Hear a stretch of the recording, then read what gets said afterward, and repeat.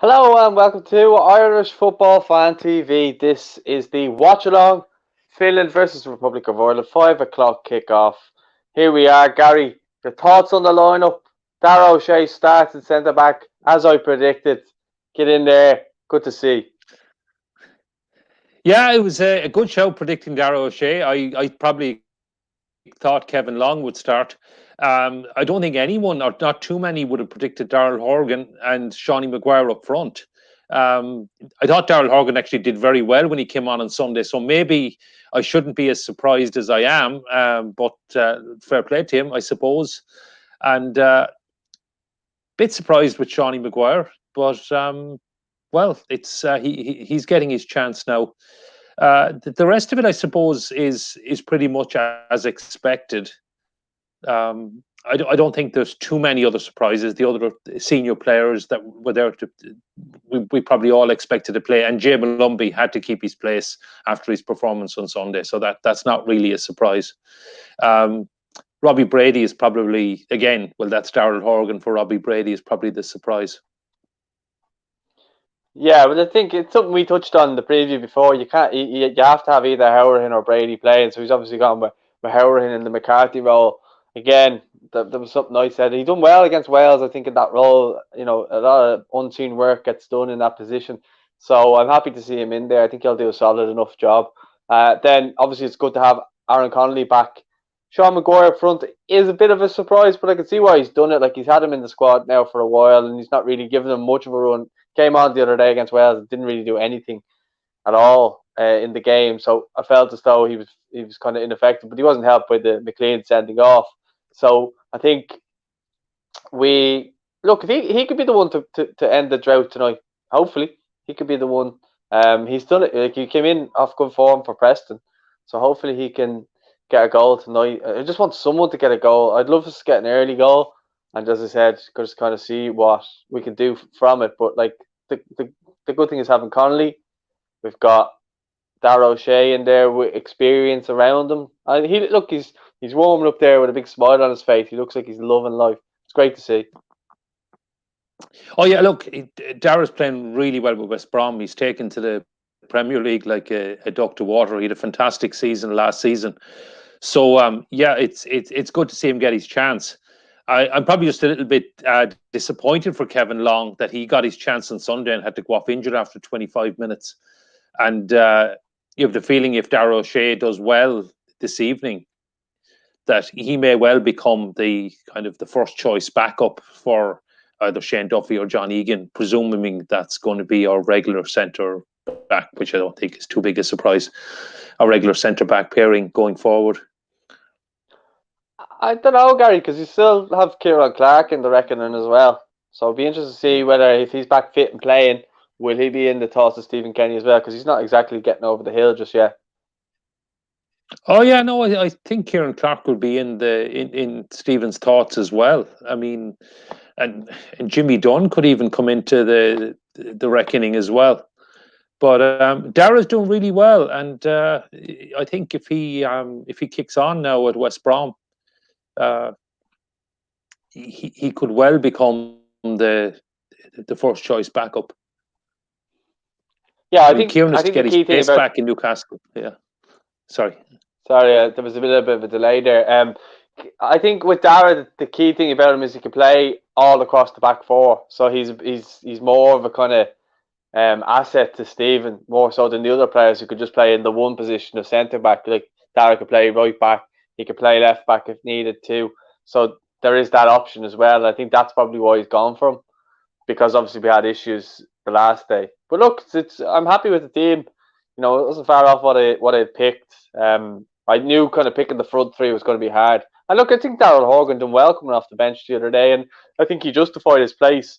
He was the only real kind of bright spark of that second half that like really started to show something, and he was direct. And I want to see us be direct in this game, especially in the first half. I'd like to see us be direct from the off, but it will be interesting to see what way we kind of start the game. And will Finland be a low block, or will they try and come at us because they're obviously at home? Yeah, I think I mean, Finland play pretty much the same way. They play a traditional 4-4-2. I think they'll try and control the ball in midfield. I mean, their central midfield is pretty strong. They were the two of them were really impressive last month. Hopefully, they won't play as well again. And they're a very well organised, well drilled side, and they won't give anything away easily. Now, having said that, they still are pretty limited, but they're. I think you mentioned it in the preview yesterday that they are more like a club side, and certainly the whole is greater than the sum of the parts.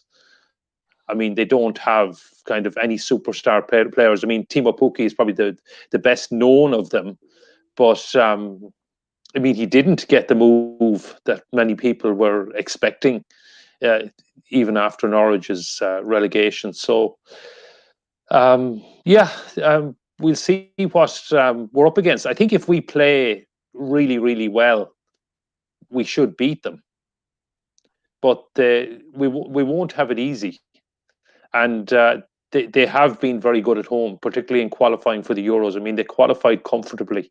And as I said last night, they won all their home games except the game v Italy. And even then, they were very unfortunate to lose.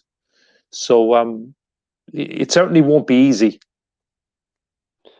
Yeah, well, nothing is with Ireland anyway, so we know that much. But look, we've beaten better teams. I don't think we should have any reason to be fearful. I know we've a couple of players missing out, but I think we're adequately equipped to face them. I think, okay, maybe our front three isn't everybody's cup of tea, but I think maybe he doesn't want to play Robbie Brady with too many minutes because he probably has to go back to Burnley, and he's probably spoken to Sean Dyche and has a kind of agreement with him so he could take him initially, because Robbie was doubtful to even be in the squad originally. So that might be something that's on his mind, that why he's not starting. But I think Horgan's more direct than Brady. I think I mentioned this on the Final Word show, was that Brady slows up play a lot. As good as his delivery is, he slows up play a lot, whereas I think you'll see Horgan run at the defenders more so. But Brady likes to get the ball, turn. I think I think he is playing the right Horgan, I'd imagine. Yeah, well, I haven't seen a formation, but that's probably what's going to happen, I think.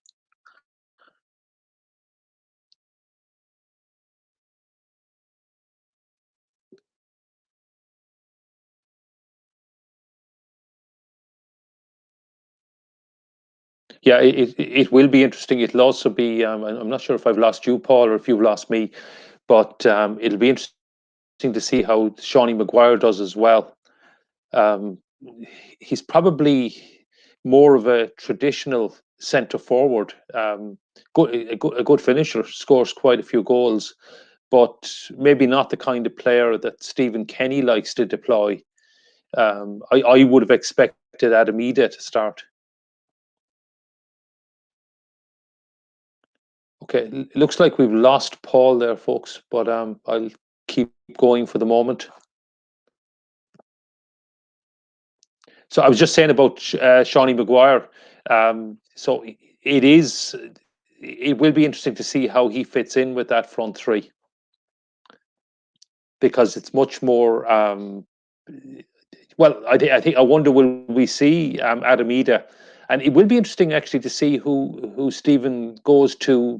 Presumably, the central striker will not get the full 90 minutes, and whether it'll be Shane Long or Adamida that comes off the bench for that.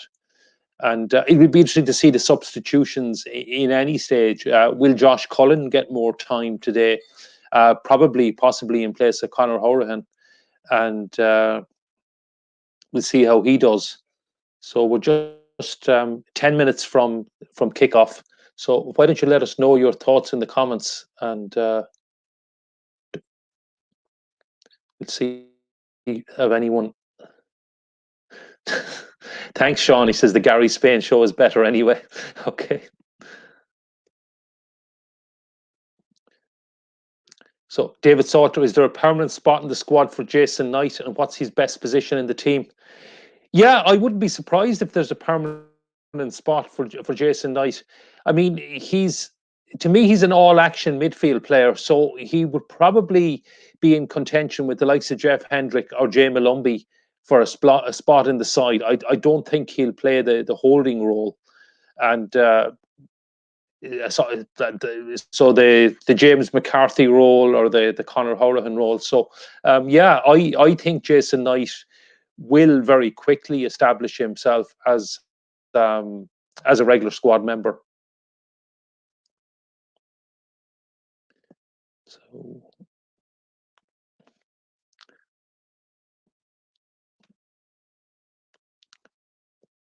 I just saw a little clip there of the fans in the stadium. It actually still looks very empty. I know. I think somewhere between 6,500 and 8,000 8,000 fans were allowed into this game. And I was actually looking at the ticket prices a bit enviously, I must admit. And the ticket prices actually went from 18 to 95 euro, I believe. So some difference, and 95 euros a lot to watch a Nations League game. Just some more fans there in the stadium. I'm just wondering, we see any tricolours or any green and white scarves?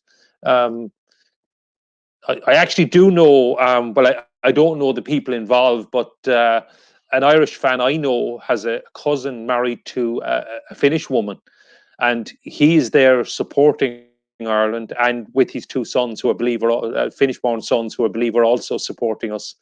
And so a big shout out to them, and I hope. Well, I'm sure they're not watching us, but okay, looks like we're getting Paul back. Not sure what the issue was there. But is anyone at the game? Can you let us know in the comments? Do you know any Irish people? Has anyone travelled over? I mean, I wonder, have people travelled over? I heard a couple of rumours, but I haven't seen anything, or don't know anyone for sure. So if you know of anyone that's over there, maybe give them a shout out. And have we any Irish fans travelled from here? I'm sure we'll have a few in the stadium, because there are quite a few Irish people living in Finland. So another comment there from Darren Mannion. I'm worried that Sparv is going to control the game for them. Yeah, I think it was Tim Sparv and Glenn Camera, I thought, that ran the midfield the last day. Both of them actually, I thought, had superb games. And yeah, well, hopefully we can get control. I'm sure Stephen has learned a lot from the last day, and they won't get the control. Well, hopefully not the control they had in midfield that they had the last day. Sorry about that, Gary. My Wi-Fi shut the bed, and so did everything else. So I had to restart everything. So I'm back.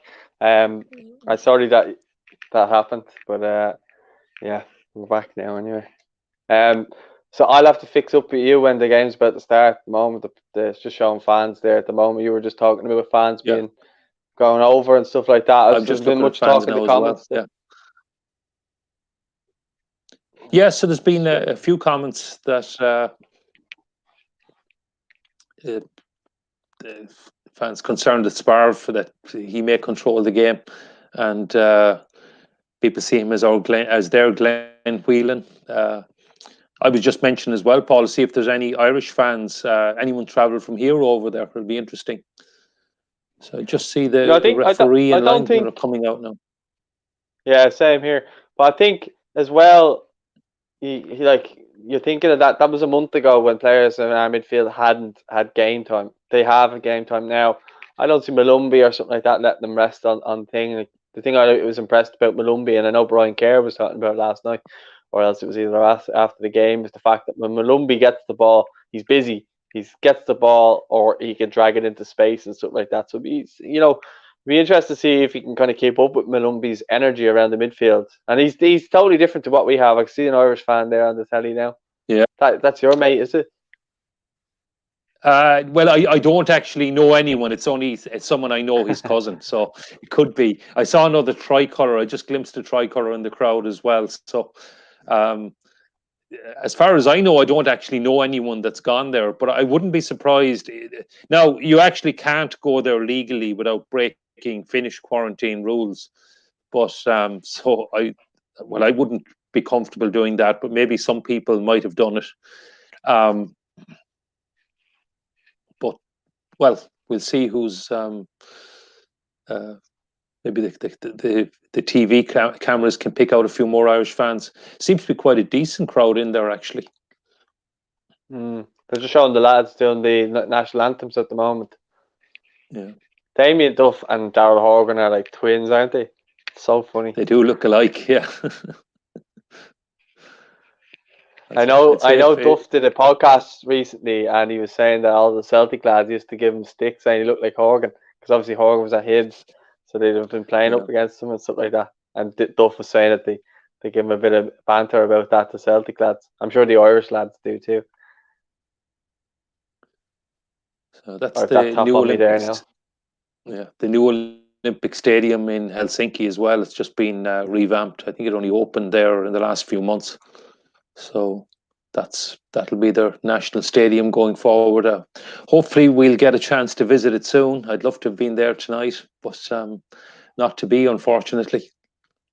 Yeah, so for anyone watching, like, you should have been at this game tonight, but only for Finnish law you couldn't. Yeah, I think it's probably a strange one, but yeah, they wouldn't. As far as I know, there's no Irish media allowed. I'm pretty sure there aren't actually any Irish media at the game tonight. Whatever their quarantine rules and laws are, that or certainly if you wanted to abide by Finnish quarantine, you couldn't have been at the Slovakia match. I think you had to quarantine come in with a negative test, quarantine for 5 days, and then take another test. Yeah, it's a shame because obviously it would have been nice to have been at it, but I mean, such as life. Here you are now. You're watching on the watch along. We'll see how we get on. It's good to see fans in the ground, though. Oh, it is. It's great to see. I mean, and hopefully it's a sign of things to come. I mean, we've said it before. I don't see any reason why we can't have fans outdoors. I mean, they're much more concerned about the virus spreading indoors. That's what all the medical experts are saying. And I was just actually looking at a photograph on Twitter today. There was over 900 people at a theatre in London. No, they were wearing masks and they were socially distant, but that's allowed. And you can't have any fans at football over there. And I mean, it's absolutely daft. We can go to a cinema here. Well, you can when you exit level 3. You can go to a cinema here. You can get 50 people in a cinema, and you could even watch a football match on a cinema screen if they were so inclined, but they can't sit outdoors at a football match. And I just wonder whether it's the football authorities or just not having the influence with the government that the likes of the arts and the cinemas have, because it just makes no sense to me that the crowds are being allowed indoors and not outdoors. So sorry, go on. Sorry, just Chris Cody is asking what channel is the game on. So it's on Sky Sports. It's only on Sky. So Sky Sports main event is 4:01, and I believe it's on Sky Sports Football as well. But if you have either of those channels, you'll be able to watch it. I think that's pretty sure that's the only channel. O'Shea and Duffy. When you see that, you think of John O'Shea, don't you? Yeah, the name popped up. He said there recently he was on an under-21 press conference call there that he grew up, wanting to be John O'Shea, because he was a United fan as a kid and stuff like that. So the fact that he obviously played United, and then he was working with him at under-21s there just up until like 2 days ago, that he looked up to John O'Shea, and obviously with the name, then it was kind of funny that you'd have the two of them with that name. But I believe Sean it's McGuire actually a bit eager there. Did you see that? Yeah. I believe it's 6 years to the day. To the kickoff, Gary. Okay, well, I'm not near the kickoff yet. Yeah. Yeah, well, they're about to kick off now. Yeah, I'm just about to kick off as well. Yeah. It's actually 6 years to the day since John O'Shea got that goal just kicked off. Yeah, since John O'Shea got that goal in Gelsenkirchen on his 100th cap to draw 1-1 with the Germans. So yeah, what a goal that was. Maybe Darragh O'Shea can get one on his first cap. Well, he's no stranger scoring for West Brom when they needed him to last season to help him get up. Oh, what a header, O'Shea. He absolutely milled that Finland defender and midfielder. Go on, Jeff. Give it to It's a good Horgan. start. Oh, good ball, Horgan. Good cross. Hit it, Howard. Oh, it's went wide. I think there's been the ref stopped it, I think. Yeah, he stopped it maybe for the treatment. Howard hit that. It looked like it was going in, then went over the other side. Yeah, he won that fairly. I know he caught him after it, but he won that ball fairly. Yeah, it was after. Yeah, I think it was okay. I mean, he did win the ball, and then just on the follow through. That's the Jensen lad. He scored against us in the Aviva. Yeah, he was a sub, I think, that day, but he's starting first tonight. Touch. So. In that game, it was his first touch he scored with. Yeah. I remember because I was live tweeting at the game and he was coming on. As he was coming on, I went to tweet it and he scored and I was fuming. But such is life. Yeah. But yeah, it's decent start. Only kind of a minute gone anyway for anyone who's just joining. But it was a good start for O'Shea. He probably needed that just to calm the nerves a little bit, win that first ball, even though he's got a couple of early touches passing it around the back. But that's his bread and butter, those types of challenges, I feel. I think he will go up in levels now over the next course of kind of the campaign, firstly with Ireland, and I think maybe he could move on from West Brom if he has a good season, hopefully this year. But I really like him. He's just calm on the ball and plays in numerous different positions. Just a proper centre back as well, But I like how he can play. He can mix it up. He can be physical. He can be good on the ball, whatever way you want him to play. And that's obviously why Stephen Kenny likes him so much, Yeah, and he may well have said goodbye to the under-21s for good, which in some ways can be a bit unfortunate as they're 2 wins away from the finals now next year.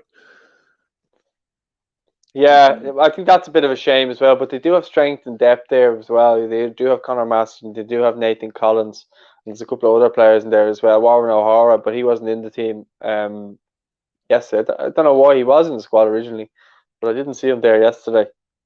Oh, good play here. It's just Aaron Connolly's on the ball on the left hand side. He whips in a ball into the box and it goes past everyone. Sorry, what was I say? Oh yeah, so we do have strength and depth from the under-21s. I think they do have cover, but we're going to have to just learn to deal with that now. If we have a full strength team next month, we'll be interested to see what does Stephen. Obviously, he'll have John Egan back. Does he keep Darragh around? If he does well tonight and does well then for West Brom for the next month and he's in form, I suppose you'd have to keep him in there, wouldn't you? Yes, the balance. It's just we've never ever qualified for under-21 finals, and we'll probably never have a better chance. I mean, beat Iceland at home, beat Luxembourg away, and we're guaranteed to be one of the 5 runners up with 2 wins. Italy will probably win the group now, but that actually doesn't matter because if we get the 2 wins, we'll qualify. If we don't, we've very little chance. So you have to think we'd have a far better chance with the likes of Darragh, Jason Knight, etc., with the under-21s than with the senior side. Jeff. But unfortunately. Yeah, sorry, I do that when I'm watching the game. I thought Jeff, he only had to make one little touch and he was in. Well done, Daryl Horgan. Great tracker back there. Daryl Horgan did very well. Or was it Damien Duff? Yeah. Just on Malumbi there. I don't know if you've seen just when Matt Doherty's on the ball. Do you see the way he doesn't just stay in midfield? He'll pick up pockets of pockets in space, out on the wide surface, out wide right, out wide left. He's just winning the ball there, smashing into their their midfielder. So I love that about him. He'll get the ball and he makes himself available to get the ball back to him. And a lot of our midfielders don't do that. They get the ball and they stand, they stack. But I love that about Malumbi. He'll get the ball and he gets into another position and he's in a position where he can receive it and give it to a player as well. It's always an option. Clever player. And we need more of that in midfield. Yeah, I think he's all action. Maybe is a good way of describing him, because he's moving all the time, and he's great energy, great engine in him, and yeah, he's going to be a contender to start in future. We'll see how he does today. It'll be interesting. Yeah, I think we're in the middle of a transition. Obviously, it's a transition of manager, but I think it'll be a transition of teams as well. I think you'll start seeing the likes of Malumbi, Connolly, maybe Darragh O'Shea, all being regular starters going forward, and even Ida, maybe Troy if he's in there. It would have been interesting to see if Troy was fit. Would he have gotten into the team? I wonder what's Stephen's plans for him, and where would he have played? Would he have played as that number 10 behind the striker, which would have been an interesting dynamic to kind of see. So I'm looking forward to when he gets back and kind of what he can do. Yeah, he played off Adam Ida for the under-17s. Be interesting but that wouldn't really fit with the way Stephen plays up top. But Troy could play as a central striker as well, and yeah, it would be interesting to see where he plays. But I mean, unfortunately, he's been injured, and he probably needs a few games with his club to. But hopefully he'll be back fit for the November games. Now, whether that's with the under-21s or with the seniors, I suspect probably Troy will be with the under-21s in November. And certainly he'll be a great addition to them. Yeah, well, that would be a big boost for them, I think. We don't actually really need him right now, and I think if the 21s could have him, that would be great for them, because they're more in need of him at the moment. If you really realistically think about it, if we have a full-strength squad, Troy will probably only be on the bench right now, I think. Well done, O'Shea, again. Oh, yeah. I mean, there's no way that Troy would come straight in and start. Yeah, just Darragh O'Shea started the game quite well. Only 7 minutes gone, but he looks comfortable always. Yeah. Interesting that the game is clearly not sold out, because there are loads of gaps behind the goal. And I was just checking online, and there were still tickets available. I was actually interested to see how the sales would go, because they had a pre-sale last week, and then they had tickets going on sale at 3:00. But even a couple of days later, you could still log in. And obviously, I wasn't going to follow it through and waste my money, but I was interested to see, could you actually buy a ticket for the game? And obviously it never sold out. I think the crowd is limited to about 8,000. So I saw some speculation they expect about 6,500 to be there. But still, Yeah, it's actually great. Go on, sorry. Is that Yeah, I was just delay going or to say, that Paul. not glowing Wi-Fi, man?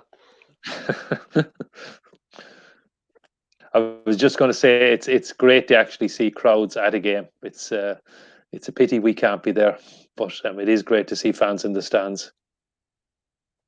Yeah, no, I agree, and I think the Aviva next month, it'll be great to see fans there. It probably won't happen, but it'll be great to let, I don't know, what was the UEFA saying, 30% of the capacity. It's such a big stadium, and to see nobody there. I was there the other day, and it's just soul destroying. You know, you were there for the Dundalk game. It's just shit. Like, it doesn't feel like an Ireland game when you're at these games, and it's the atmosphere you miss. It's the build up to the game. It's the meeting the fans before the game, having a pint before the game with people, having the chats, excited for the game ahead. No matter what happens, you're just excited because it's an Ireland game, and you catch up with a lot of people that you probably don't see too often. Like, there's lads from Derry, there's lads from Cork, there's lads from all over the place who come and watch us, and and then fans of the channel or whatever, you bump into them, and they're talking about kind of what your predictions are or stuff like that, and that's the type of stuff I miss. Obviously, it's nice to still have football, but I was on a podcast earlier, a Toffee TV podcast, and they were talking about kind of should the international break maybe have been scrapped to the later date because there's so much issues with COVID, and we've had it firsthand. We were missing players, but then again, so were Slovakia. Slovakia were missing Lobotka and Skriniar. I know they didn't have COVID, but they were blocked out of doing it because of playing in Italy. But it's just been one big mess, I feel, this I suppose, international. And it's been hard. I think it's been harder for Stephen Kenny more than anybody else because he's had to make do with what he's got, and he's getting stick off everyone. There's not really a whole lot he can do. I've actually been impressed with our performances. I know I said that already, but there's definite signs of real progress there. Even the way, like a couple of minutes ago, we were playing the ball out from the back there from the goal kick. Now, I'm not a huge fan of that if we're in under pressure. Get rid, like I don't see any issues, but we're like a real high press here. We've got energy in midfield. We've got energy on the wings now. Horgan and Connolly, who are really hassling. Jeff Hendricks getting up there, and Sean Maguire. So for what Stephen Kenny's been left with, I'm happy to see how we're doing. But I do still feel as though they could have maybe pushed it on to maybe the new year or something, and done something like they did with the Project Restart, because it's just been a bit unfair, because I'm sure clubs are worried that their players are going to be isolated or testing positive. Cristiano Ronaldo tested positive. Do you know what I mean? So there is a real worry around it, I think.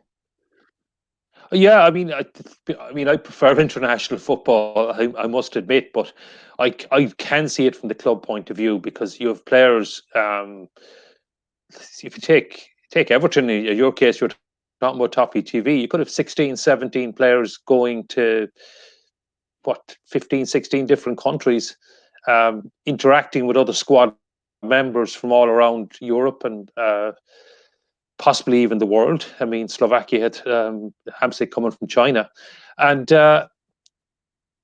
either possibly bringing the virus or bringing it back to it. I mean, if you take Hamsik, I mean, I don't know if the Chinese are going to be too happy to have him back, because they've pretty much eradicated the virus, and Europe is pretty much a hotbed of it at the moment. So, but it's a huge potential to spread the virus, and there is a strong argument for saying let's just get the club football out of the way and continue with that. A great chance there on Jeff. Oh, blocked.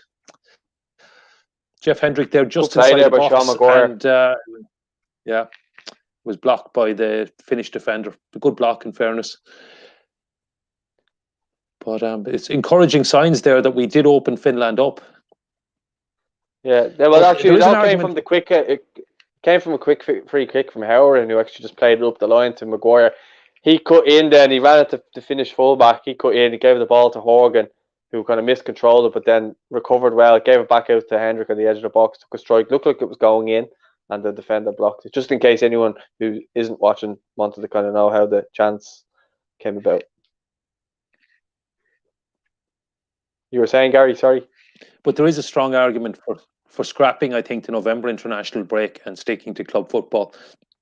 If there was some way of rejigging the fixtures so they could have the international break in February or something like that, I think it would make a lot more sense. But, well, we'll see what the powers that be decide.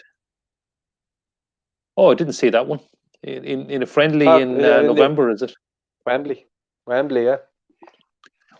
Oh yeah, their friendly against New Zealand was cancelled. Actually, that's interesting. But England, the Independent today. Oh, I got the Independent today. I didn't see that. Okay. Oh, it was online. So John online. Brennan. Okay, no. Okay, I got the actual paper. I didn't see it. Yeah, Paul, I'm still here. I got the actual paper. I didn't see it in the actual paper. Maybe it just made the online edition. Yeah, I think it was, but apparently New Zealand are out of the friendly, and we were due to play Bosnia apparently, and then they're going to try and rejig the Bosnia date later in the year and play England at Wembley instead, which I don't know if that's any use to anybody really, but especially with no fans.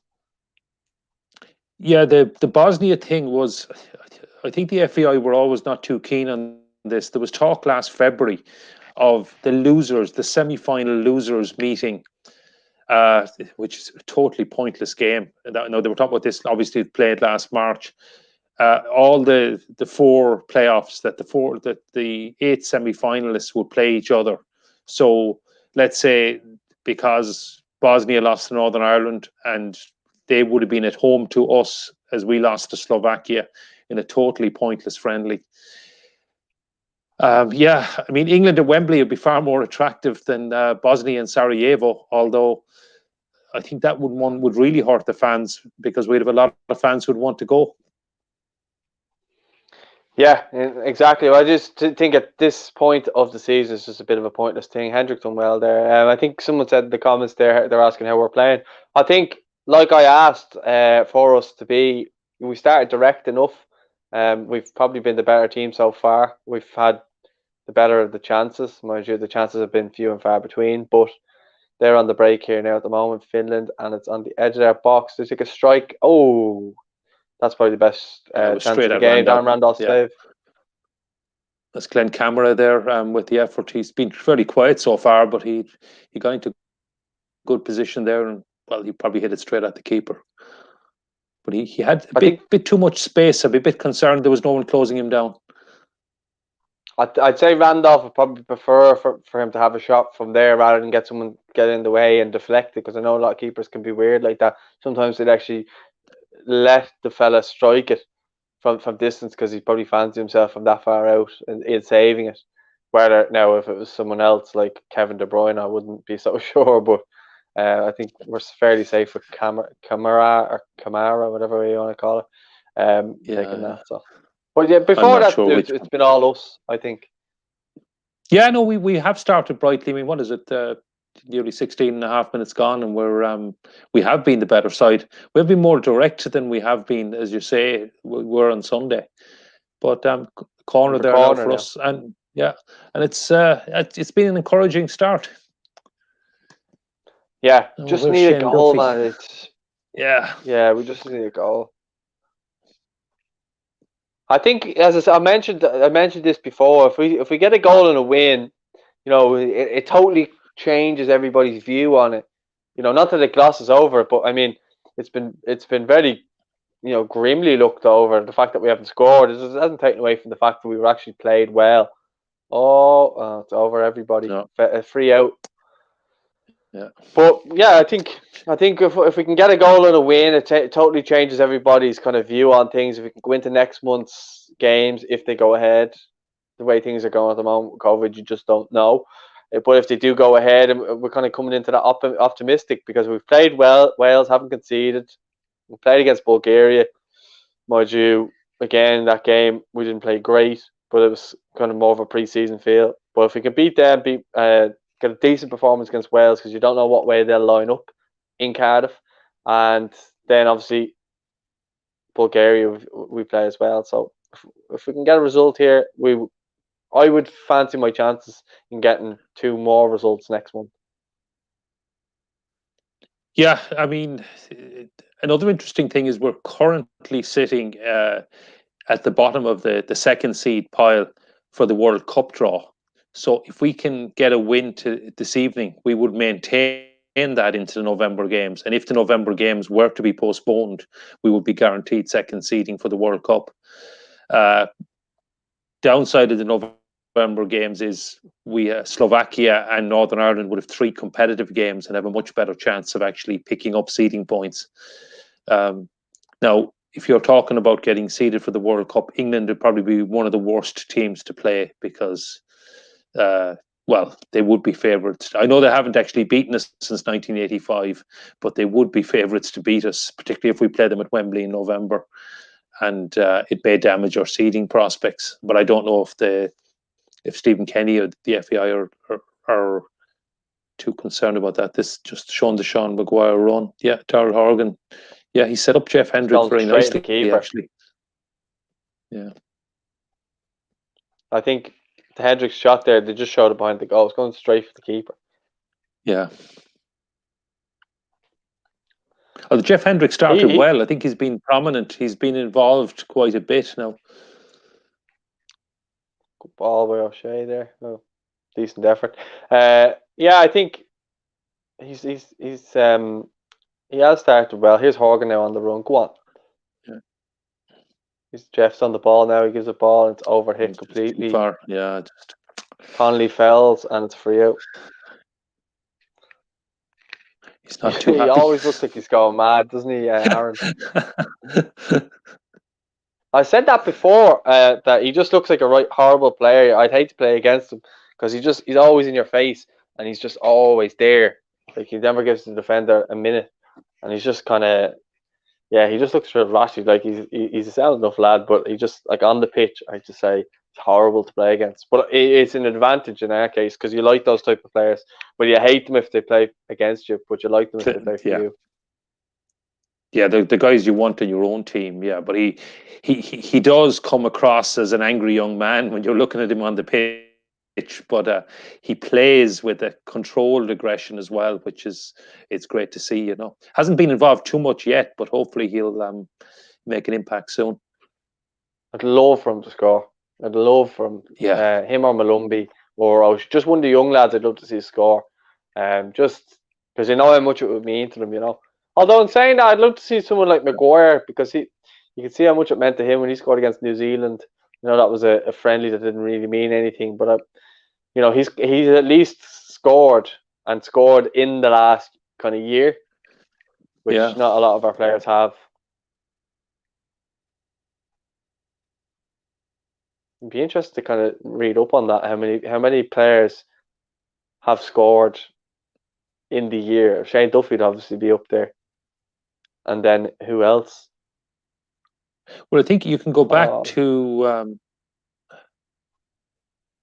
we've had different goal scorers going back to when Shane Duffy actually scored. I mean, before Bulgaria, and try to think of when Shane Duffy's last goal before Bulgaria was that Denmark? Denmark? Yeah, I think it was Denmark. So from when Shane Duffy scored against Denmark, every goal we scored was scored by somebody different until Shane Duffy scored against Bulgaria. So there's obviously nobody in the last 2 or 3 years been prolific at front of goal for us. Well done, Jeff. Don't be losing there. Oh. See that turn? That's the same as the Robbie Brady turn that I go on about. They take the ball and turn out. He should be receiving that on his left leg. Not that I should be telling the player how to play, but he should be receiving that on his left leg and turning out and looking to play in Connolly there. But he's just turning into danger there and gets tackled. Oh my God. Frustrating. But look, I think we've done outside around the attack here. Oh, well done, Enda Steve. Good tackle. Well done, Darrow O'Shea. Super. Yeah, well done. He lost it then, but still he did well to come out with it. Forgot the ball, didn't he? Yeah. Danger here again. Now. Oh, wide, well wide. I think it's deflected, is it? Looking, yeah. I think it deflected off back Pookie.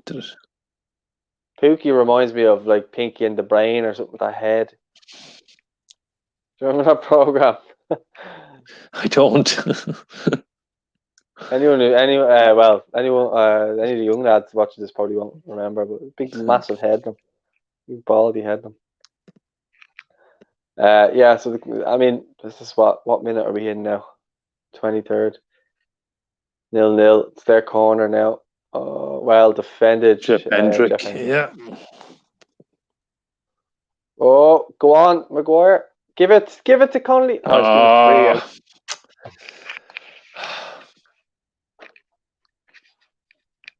free. He's been quiet, Maguire. It was a foul. Yeah, probably was a foul actually. Yeah. That's just frustration. That is because he hasn't been getting near the ball yet.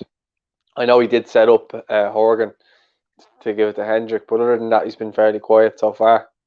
Still lots of time for him to get into the game, though. You know who's been quiet as well?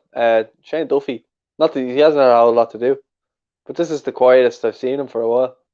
He's usually involved in everything. We haven't really been. It's only in the last couple of minutes, really, Finland have taken the game to us. So yeah, O'Shea again, the header out. Well done, Malumbi. Yeah, well done. I think that it's not surprising for me, but I think the surprising thing is that our young lads have probably been the best players so far. I mean, they look the most comfortable at the moment. Malumbi and O'Shea. And Darragh And O'Shea, Connolly. yeah. Who did I say? think Connolly's Malumbi, actually been fairly quiet for me. Malumbi and O'Shea, definitely, yeah. Well, yeah, he's as on I the say, ball now, Darren Connolly. Connolly's been fairly quiet. He gets on the ball, I know. Oh, that looked sore. He's kicking the ground in frustration. I don't know if that's an injury. He's hurt, is he? Oh, he's hurt, I hope. Sparv, that was who creased him. Yeah. He is hurt. It looked a bad challenge. I don't know. Whoever it is standing in the way, anyway, their manager, I think. Oh, he lifted him went out. right through him with 2 feet. Yeah, odd. He winded him too, it looks like. Yeah, because he's holding his neck, so he completely took him out. Yeah, no, that was a shocking challenge. We could have done with VAR for that. Yeah. Yeah, let's see it again here now. He skins him. Yeah, he goes over the top of him.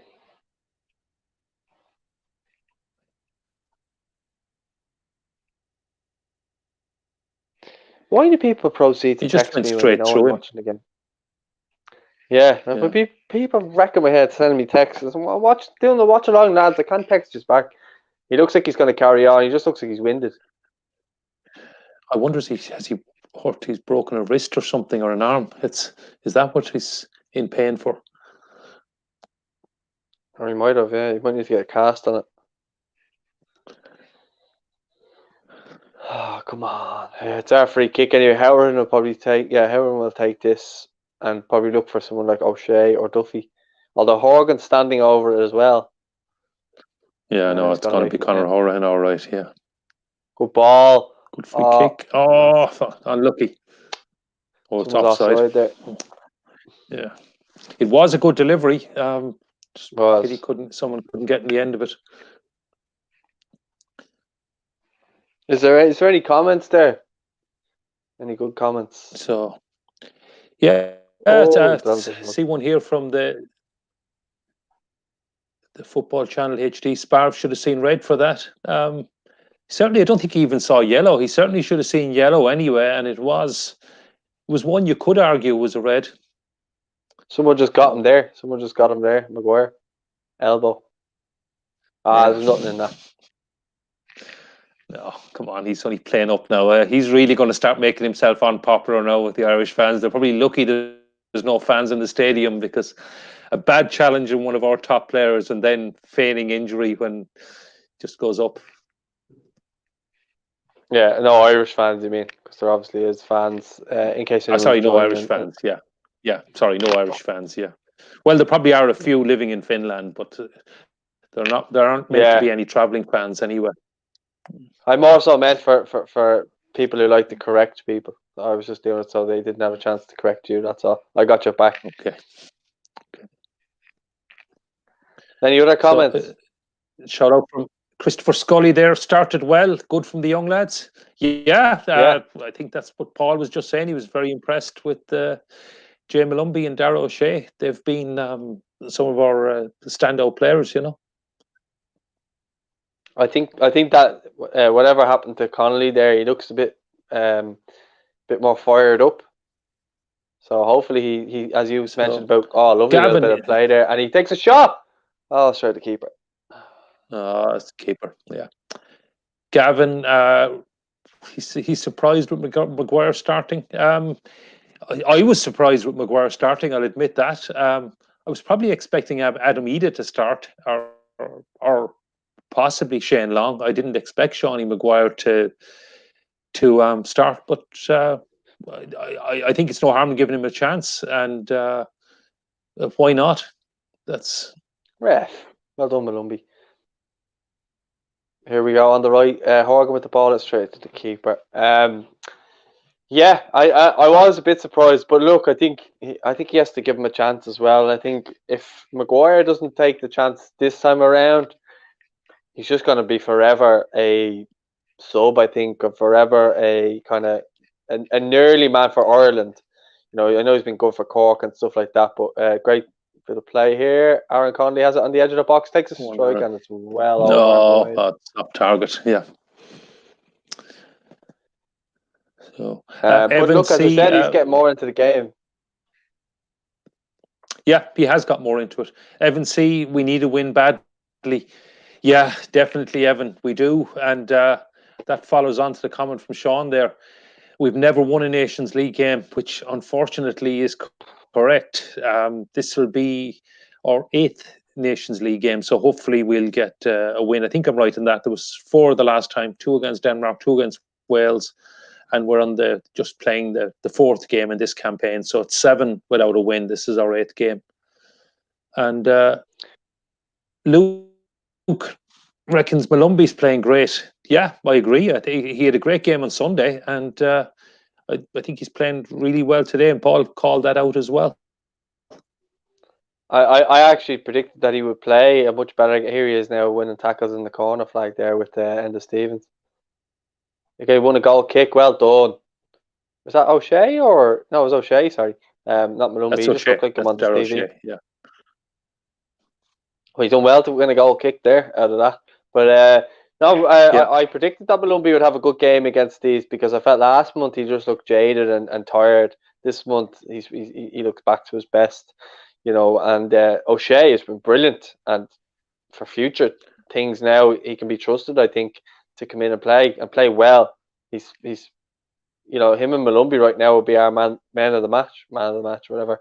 You could have the two of them and choose between. I wouldn't be like to be the man choosing between the two so far, but yeah, I think they've been great. And since Connolly took that whack there a minute ago, he seems to have livened up a little bit. Seems to kind of got that fire in his belly a bit more. Oh, lucky Maguire. Oh, and okay. Sorry. It just looks like we're gonna get in. I get that bit excited. I don't think if I even celebrated any of these watch-alongs, I haven't even celebrated a goal yet. I wouldn't say you have either, have you? No. Well, I haven't actually. I haven't seen a goal in any of these watch-alongs, Paul, because I was in Sofia for Shane Duffy's one. So I don't know. Maybe the fact we don't score is because I'm on the watch-along. Well, I didn't do a watch-along for the Bulgaria game. So, is there any other comments there? Any decent ones with talking points? Yeah, so there's one here from Dean. So the crossing has been poor again. Now, that's probably a fair comment. We've had overhit a few crosses. He says something we missed from James McLean. Well, James is suspended, obviously, so he can't play. But yeah, what do you think? I mean, is it James in the team for the quality of his crosses? Yeah, not. Oh, it's a danger here. Okay, well done. Finnish guy nearly got in there on the left. But Shane Duffy, I think it was just a clearance, but it definitely turned out to be a good ball. Yeah. No, it was just I meant it actually turned out to be a good ball. But yeah, I disagree with Dean's comment there that McLean very rarely beats the first man in the crosses for Ireland. He's good for Stoke with his crossing, but he rarely beats the first man for Ireland in his crossing. So I disagree with that. Connolly probably won't cross the ball in as much because he's always looking to cut in on his right foot and have a shot. Horgan's been trying to get balls into the box, but they've been few and far between.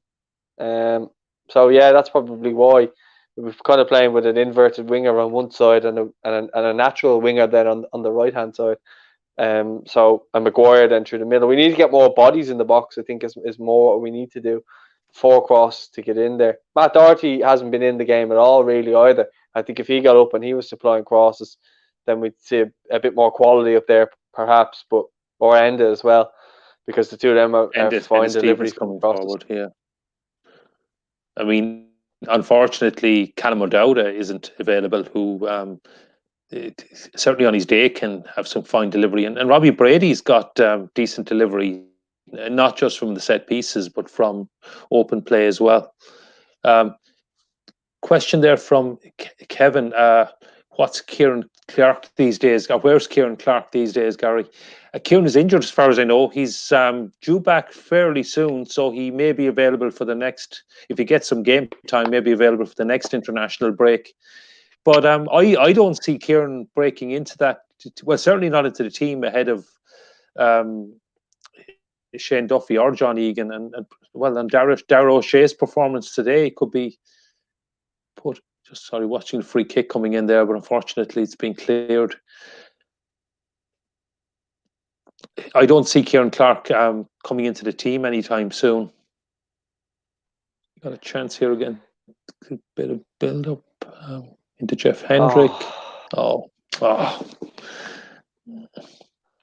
It's a pity there. It was Matt Doherty seemed to be onside and in a bit of space inside in the box, but just couldn't control it.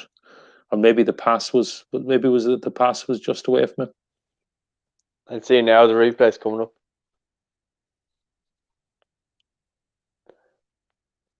Oh, they didn't even show it. No, we're not going to see it. No, just what Kevin was asking there, but I actually asked about Clark as well there earlier on. Like, what story is he going to come back into the squad? Because you talked about Kevin Long and stuff like that. Again, it's international football is a funny old game. Like, 1 minute it's someone is the flavour of the month, the next month they're not. So it could be interesting. Even if, say, Jason Knight comes on and does well, maybe for Hendrick, people will be calling for a Knight then to be played every week then, you know what I mean? So there is a situation where a lot of players come in and make a difference. Like he's saying about Kieran Clark, like if Darragh O'Shea impresses, he could have Kieran Clark's position then, unless something happens to O'Shea in terms of an injury. It's been brilliant so far. Oh, he's Pookie with it. Yeah, he nearly scored. Just wide. I don't know what he's complaining about. I think he's trying to get a corner. I thought he just put it wide. Was there a touch? Maybe if you zoom right in on that, but they're showing it here from a better angle. I think he catches it off a stud, Duffy's. But anyway, we'll take the goal kick. Okay. A good bit of play there by Finland. That was a good bit of movement by Pukki, but he wasn't able to score. But again, it's been, I suppose you could say both teams have had chances. It's been kind of even so far. So Jacko reckons, do you think we're missing Seamus Coleman running up the wing? Yeah, well, I mean, we are, but we've got Matt Doherty in the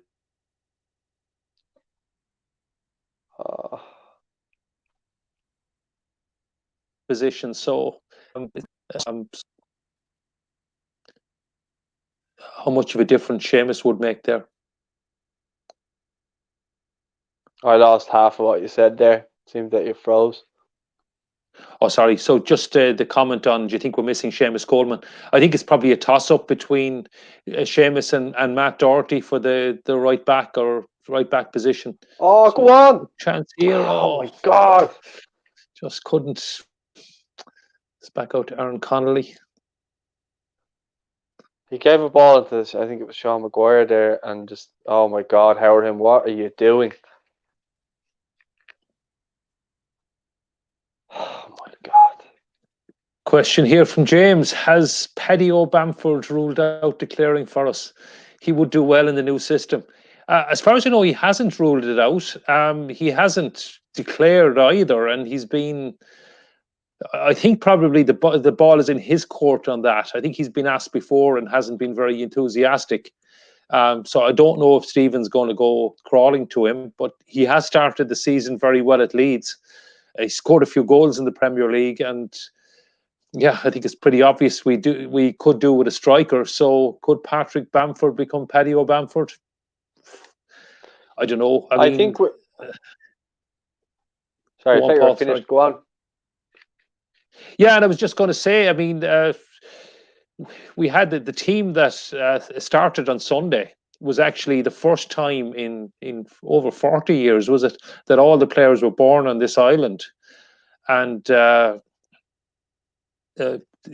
you wonder if, I suppose, Patrick Bamford would be very much parachuted in. I think there's no doubt that England was his first choice. and he's been very slow to declare for us. Now, maybe he just has no interest at all, but he hasn't ruled it out either, as far as I know. And I just wonder what effect that would have on squad morale as well, etc. I don't know. What do you think, Paul? I think Stephen has come out and said, he doesn't know how many of these players are actually English, actually declare for Ireland. It's been put out in the public domain that they can play for Ireland, and they actually can't. And it's been the case with Crowley and a couple of others. We're on the edge of the box, cleared away again. So I don't know. Look, I don't think Stephen, as you said, will be chased, and we're caught out on the break here, big time here. We need to get back. We look like we got good numbers back. Well done. We'll slow them back up again.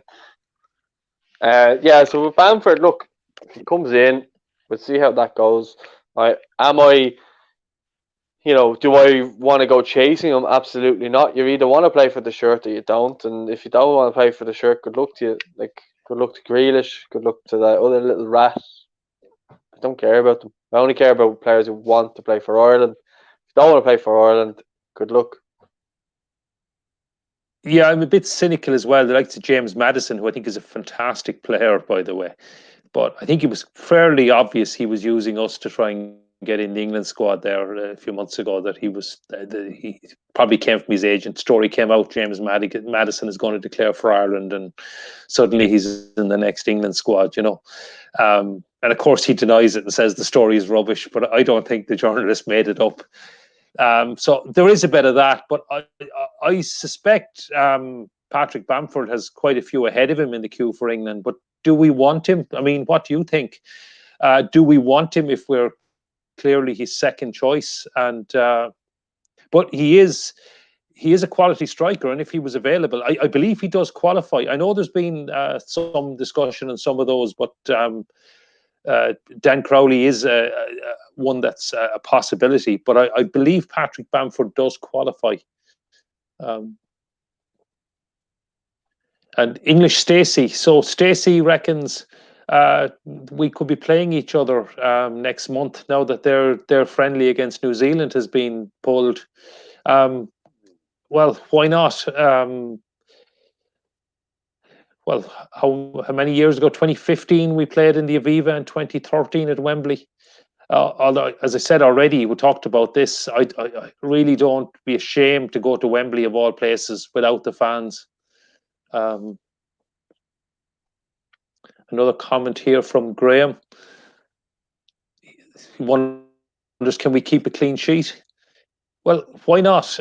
We have been, certainly this month so far in both Slovakia and Welsh games, we've been very solid at the back, very well organised. We did look a bit open last month, so I don't see any reason why we can't keep a clean sheet this evening. Paul?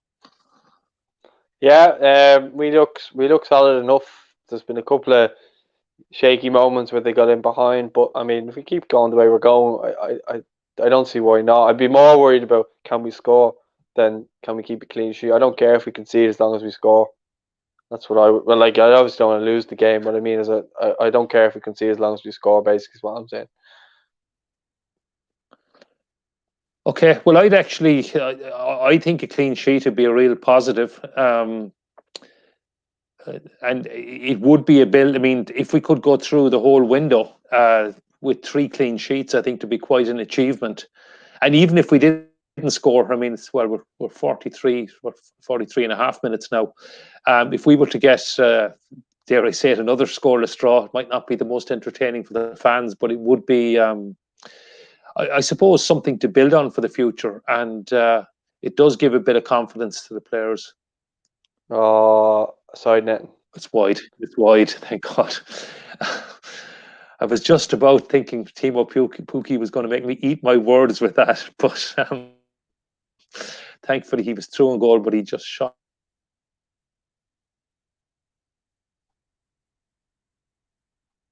just wide. Let's see how pretty, but maybe not. Anyway, the clean sheet and our goal is still intact, and it's still scoreless. So I actually would say it is a big bonus.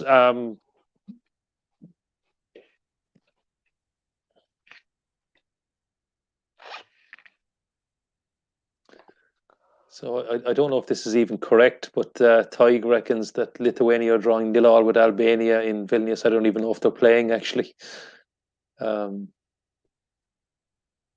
relevance is that to us? I don't know. I don't think it has any relevance. Emmett McMahon, Michael Duffy from Dundalk. Is he worth a shout for Ireland? I bet you Emmett's a Dundalk fan, because a lot of the Dundalk fans are very keen to see Michael Duffy in the green shirt. He's an option. I don't know. He is an option. He is an option. I don't know if he's at his best at the moment. I don't know. What do you think, Paul? I think Michael Duffy is as good as Jack Byrne and can win games by himself. He's a different type of player to Jack Byrne, but he has that X factor in terms of the League of Ireland. Stephen Kenny really likes him. So if he can maybe do a couple of things in the Europa League, perhaps, they obviously take on Arsenal and Molde. I think that's before we play next, isn't it? It's this month, so it's in like a week or a week and a half. They've Molde and Arsenal and actually Rapid Vienna away before we play next. So he'll have 3 group games in the Europa League. Himself or Houben have a chance, I think, to get in if they come in on form and they perform at a decent level at the Europa League. It's just gone half time there, 0-0. If anyone's just joining, I'm wondering what the score is. It's been fairly even. They've had a couple of shots on goal. We've had a couple of shots on goal, but nothing really you would consider a big chance, would you? No, probably the best one is the one that fell to, for us, is the one that fell to Jeff Hendrick, and for them it's Timo Pukki. And I suppose I thought we started better. They've come into the game more in probably the second half of the first half. So, well, what can you say? I think it's probably a fair enough result at half time. But it's probably still questioning where the goal is going to come from. Well, we still have on the bench Adam Ida, Shane Long, Robbie Brady, and a couple of others that could come on and maybe affect the game. I'd love to see Jason Knight get a run in the second half if Stephen sees a place where you can get him on, maybe for Jeff Hendrick or something. I don't know. I don't want to keep targeting Jeff Hendrick's position. I'm just saying that's kind of more along the lines of where Knight plays, is kind of the attacking midfielder more so than a central midfielder. Yeah, I'd like to get. I said it in the preview as well. I'd certainly like to see Jason Knight get a run, and at least get his first cap and kind of take the pressure from that away from him. Ty Carroll is asking, does finishing second in the group have any reward? No, I mean the difference between second and third would only affect seeding for the next Nations League. Obviously, it's important to avoid relegation. I don't think winning the group is possible at this stage. The big thing, though, is every result we get could help getting a second seeding for the World Cup. And I think that would be absolutely crucial for the World Cup draw, which is coming up after the next series of games. Because at least the 10 winners qualify from the 10 groups, and they're probably going to be the Germanys, the Spains, etc. And at least if we can get second seeding, we'd be seeded to at least get runners up, which at least means a playoff spot. If you get third seeding, you may come up against Ukraine or Denmark or Switzerland could slip down to second seeds. I mean, some really strong sides. Russia in the second pot as well. A lot of countries you wouldn't really fancy, particularly if you had a Germany, Spain, France, Portugal, England, whoever else is your top seed, would make it very difficult to even get a playoff. So finishing second or third in the Nations League doesn't really matter, but getting a couple more wins would certainly help. And as I said earlier on, if Slovakia get a better result than us today, they will actually move ahead of us and into that second seeding spot. And if the games, now it seems to be the games next month are going to go ahead, but if for any reason UEFA decided that they were going to postpone the games next month, then the standings, the FIFA rankings at the end of this series of games would decide the seeding for the World Cup draw. And in that sense, it could be really vital if we could actually get a win in this game, because that would win today would guarantee we'd at least going into next month's games be in the second pot of seeds. Again, if next month's games do go ahead, then that's subject to change. Do you see us scoring a goal? We don't have much of a threat so far, Paul, but it only takes a second, as they say, to score a goal. So we still have chances if Jeff Hendrick had caught that one better, maybe a little bit better delivery at set pieces. But yeah, to be frank, it doesn't look too likely at the moment. What do you think? There, is it? I'll come back to that comment after. But yeah, I think when we get up to the box, we just fall to pieces. I don't know what it is. We play well, we get up to a certain point, we get near the box, and everybody just gets all clustered and doesn't know what to do. There's no composure in the final third whatsoever. Connolly's getting into good positions, and every time he seems to take a strike, it's either getting high and wide or it's straight at the keeper. I think he's, if anyone's going to get one or looks likely to get one, it's him. Yeah, or possibly Jeff Hendrick or Jay Malumbi coming through from midfield as well. And Shawnee Maguire is a good finisher if he gets a chance. We've seen what he can do for Preston, for Cork City in particular in the League of Ireland. Damo reckons we're playing well, positive first half. Connolly reckons Aaron Connolly is looking very sharp. So yeah, I think he's come into the game. He looked sharp maybe later on in the first half. Bit of a controversial one here from Joe. If Mick stayed on, we'd be going to the Euros. I don't know. I don't think so. Well, I don't know about nonsense, but yeah. I mean, we didn't score in 120 minutes against Slovakia. When we played anyone of real note, we waited till we were a goal down to play against them with Mick. So I don't believe that. I probably would have went to penalties. It's a thing that you can never actually bring to real life. It's total fiction to think about it. But I don't see it going any other way. Like, we lost on penalties. It's nothing Stephen Kenny could do. You know, I just don't understand this whole, it's Mick versus Steve, and just give it a rest. We've got Stephen Kenny as our manager now. Yeah, I think we just go forward with Stephen. Dara's wondering, will the under-17 Euros go ahead? Actually, all the 17s and 19s are postponed for the moment until well into next year.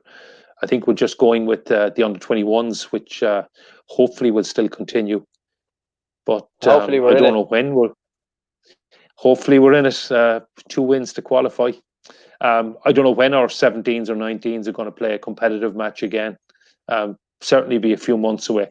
And I think it's fair enough. I think UEFA are doing the right thing here, especially for the younger lads. I think it makes no sense to be bringing people all over Europe to play, and the potential to spread the virus as well.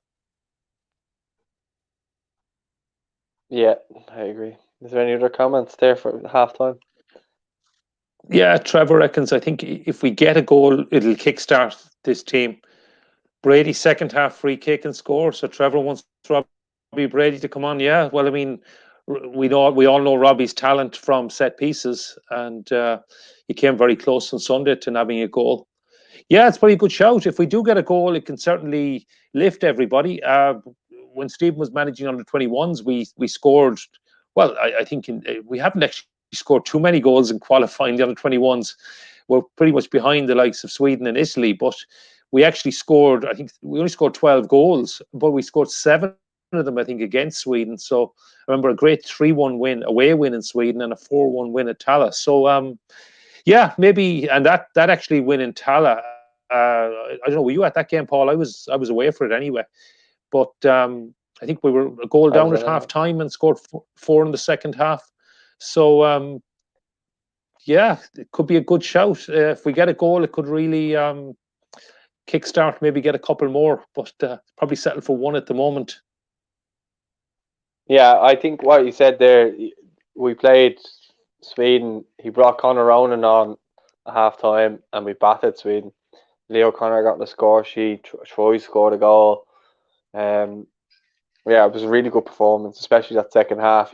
Stephen identified where the problems were, brought on players, and we kicked on from there. Hopefully he does the same here. But again, Stephen Kenny can't play the game for us. He can only manage his players. He's put them out there. He's picked what he believes is his best team to try and go out and get the win. And look, on other days, and hopefully this changes today, if luck goes our way, we get a goal and we win the game, because I think we've come close in games, and I don't believe that we would have deserved to lose any of the games that we played. I know we lost on penalties against Slovakia, but we didn't lose over the full 120 minutes.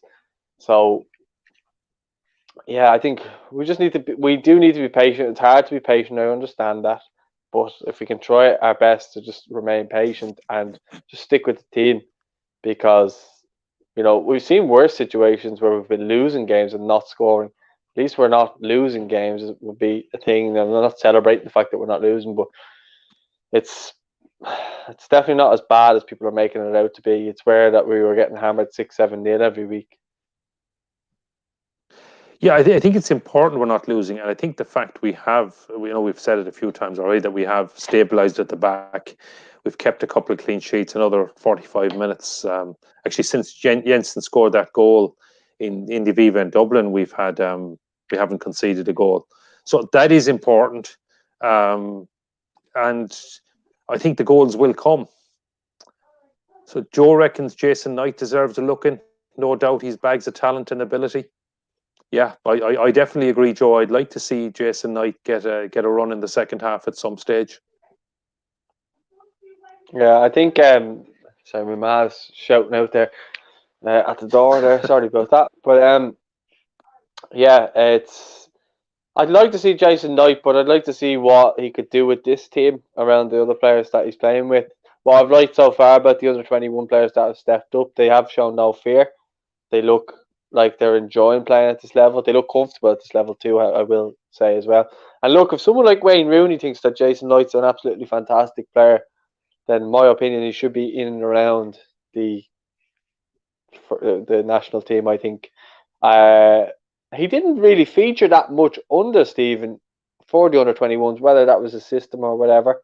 I didn't see him play that much. I know he came off the bench a few times, but I don't remember him really starting. I know Stephen really likes having Connor Coventry and Jason Malumbi in together in midfield. So Knight for me and Connor Ronan then just ahead of them. So for me, Knight didn't really play that much, but for Derby, he's been brilliant. Absolutely brilliant. Yeah, and he's scoring goals for Derby as well, which, as we've just been talking about, it's something we need to do. And Jason's one of those players. He arrives late into the box, kind of one of those goal-scoring midfielders, and he can get in the end of things and score a goal. And I know we had something here today with Jeff Hendrick arriving late as well, and didn't make the most of the opportunity, but maybe he can come on and do that, Hopefully, please God. Well, any other comments there? Well, I'm not sure what this person's name is, but he or she reckons that Horgan is. Yeah, that Horgan, the best player on our team, needs someone to hold it up top. Yeah, I thought Darryl Horgan's done well. I wouldn't say he was the best player on our team, but he's done well. He's done okay. Yeah, he's done decent. I wouldn't say he's been the best player. I think Malumbi and O'Shea have looked really good. I don't know whether that's because we weren't expecting them to come in and be kind of real shining lights on the team, but they've been really, really good. I'm just really impressed with the younger lads and how they've kind of adapted more so than anything else, because again, I say they're showing no fear. My battery's going low there. I don't know what's going on there. Just another shout out there from Michael that he reckons Michael Obafemi is a future star. I think it would be nice to see him in the squad. Yeah, I think a lot of us were probably surprised he didn't make the squad, but I watched the stream of the under-21 game yesterday, and I was frankly a bit disappointed with Michael. And I think the other issue is that maybe his style of play doesn't really suit the type of striker that Stephen Kenny needs. But having said that, he started Shawnee Maguire today, who I suppose I would have said, maybe others would have said, he's not the type of striker Stephen Kenny uses as well. So that probably puts that argument to bed. But I think Michael is going to probably again be with the under-21s next month. But if he's playing regularly for Southampton in the Premier League and scoring goals, he will be impossible to ignore. But he's not getting enough game time with Southampton at the moment, I think, to justify certainly a starting place, if not maybe creeping into the squad. I think Obafemi just needs to focus on getting the ball in the net. That's what he's up there to do. And he didn't get a lot of service yesterday, I'll give him that, but he needs to focus on getting into the Southampton first team and then worry about getting into the Ireland team. He was not, when he was going mad, he wasn't even starting for Southampton, sorry. He was coming off the bench and scoring in the last couple of minutes. And that's great that he's getting goals, but you need minutes and you need to be playing regularly at that level, because whenever I've seen him start for Southampton, I haven't seen him being that effective. He's been effective off the bench, but when I've seen him start, he hasn't really done a whole lot to make me go, you know what, this fella deserves to be starting for Ireland, because he hasn't, and that's the reality of it. Having said that, he did score last season at Old Trafford and Stamford Bridge, and scored some crucial goals. So potentially he is one for the future. Michael does clarify his earlier comment by he wasn't impressed with him yesterday, but yeah, coming off the bench to inject pace if we need a goal, that's a decent shout. I'm not criticising Obafemi, by the way. I'm just saying that he needs to focus on those aspects of his game first, like being a regular at his club before he can be considered an international player. I know that probably sounds hypocritical because you've got Ida who can't break into the Norwich team and he's starting, but I think the attributes that Ida brings is different to what Obafemi brings. You know, I think we've a lot of strikers that are similar to Obafemi. They're quick, they're small, they're fast. We've got a fair few of them. With Ida, he's big, he's strong, he's powerful. He's also fast too. But I just think that that's the only reason why Adam's in there, because he's got a big man, so he can play up top and lead the line. Where I don't think Michael Obafemi, as seen yesterday, can lead the line against big centre backs like you seen it yesterday. Yeah, and that has been the way even with Dundalk that Stephen Kenny likes to play.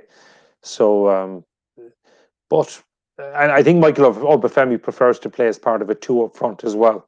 And Stephen does like to play with one striker. But anyway, substitution here for Finland. So I'll let you do the pronunciation if you want. Niskanen on for Swari. You nailed it. No, we haven't changed our lineup. We're still the same, I think. Yeah, I don't think there's any changes. Bulgaria. So Bulgaria, yeah. That's... Here we go, kicking off now for the second half. And it's our throw in. That's a pretty aimless ball. Just going to get just in the comments there for people who are maybe just joining us and have been watching the first half. Mick McCarthy's on commentary. I wonder if he's just complaining about the lack of crosses. Hey, ref, that was from behind. Oh, there we go, the foul.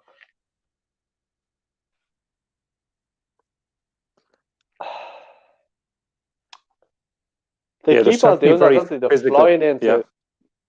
flying into tackles from behind, though. What I was going to say there was... Just got a good bit of play here on the left-hand side between... ref again! I was giving a free out. There's two of them in that, to be fair. I was just saying there that if anyone's just joined us, what were they thinking of the second half so far? Because I put it out on Instagram and Twitter there while you were talking, and just seems to be people are saying that we've been positive so far, but it's just the same story where we just can't get that goal.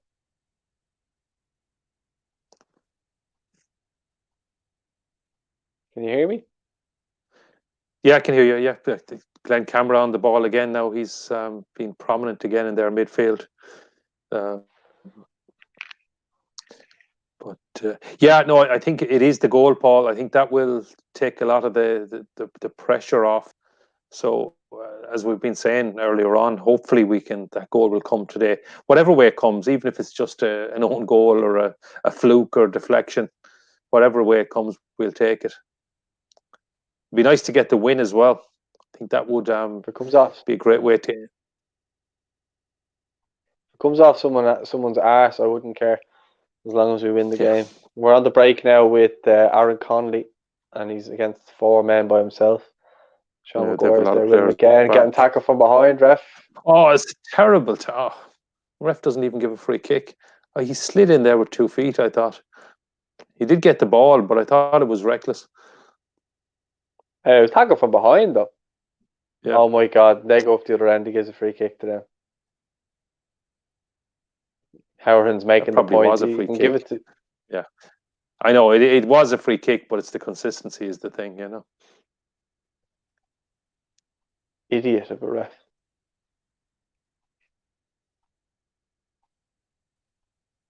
Yeah, so they have the ball now in their half, and just knocking over to the left back now. Horgan presses him. Good to see Hendrick. Like Hendrick is, as well as suppose, as well as he's done, he's not been great on the ball, but what he does in that press is really good. He's a real key part of the pressing in the way we do it, closing them down and stuff like that. Hopefully that starts forcing mistakes out of them as time goes on. He has a lot of energy as well. He does get around the pitch a lot. So some of the stuff he does do is unseen. And their manager kicked the ball away too. I think he tried to kick it to his own player and made a total hash of it. Yeah, they're laughing about it now, I'll tell you. I think if Stephen Kenny had done that, it would have been, even done it by accident, they would have been probably up in arms over it. But it clearly was an accident when it's your own manager to your own player. Malone becomes firing through the blocks there.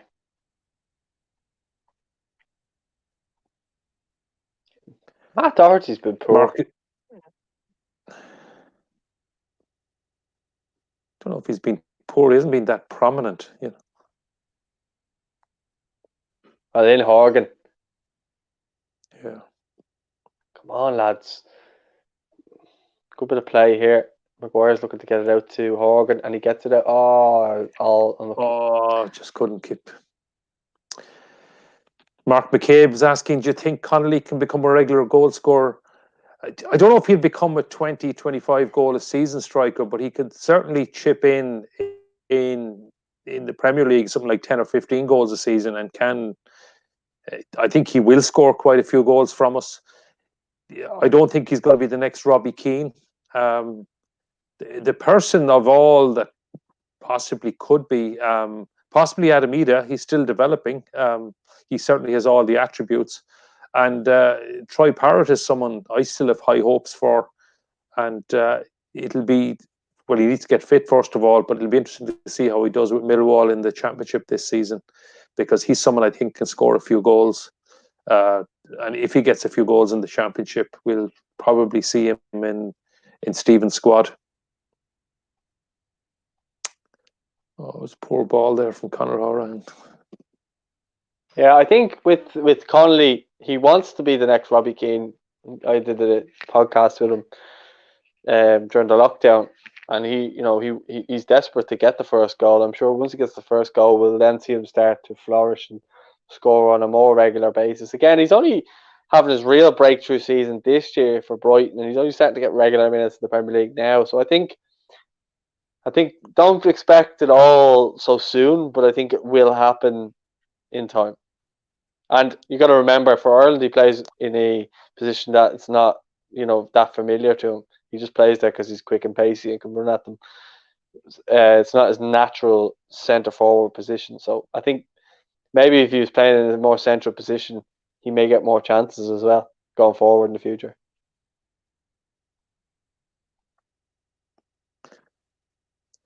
So the Celtic fan there, obviously, what happened to Ryan Johansson?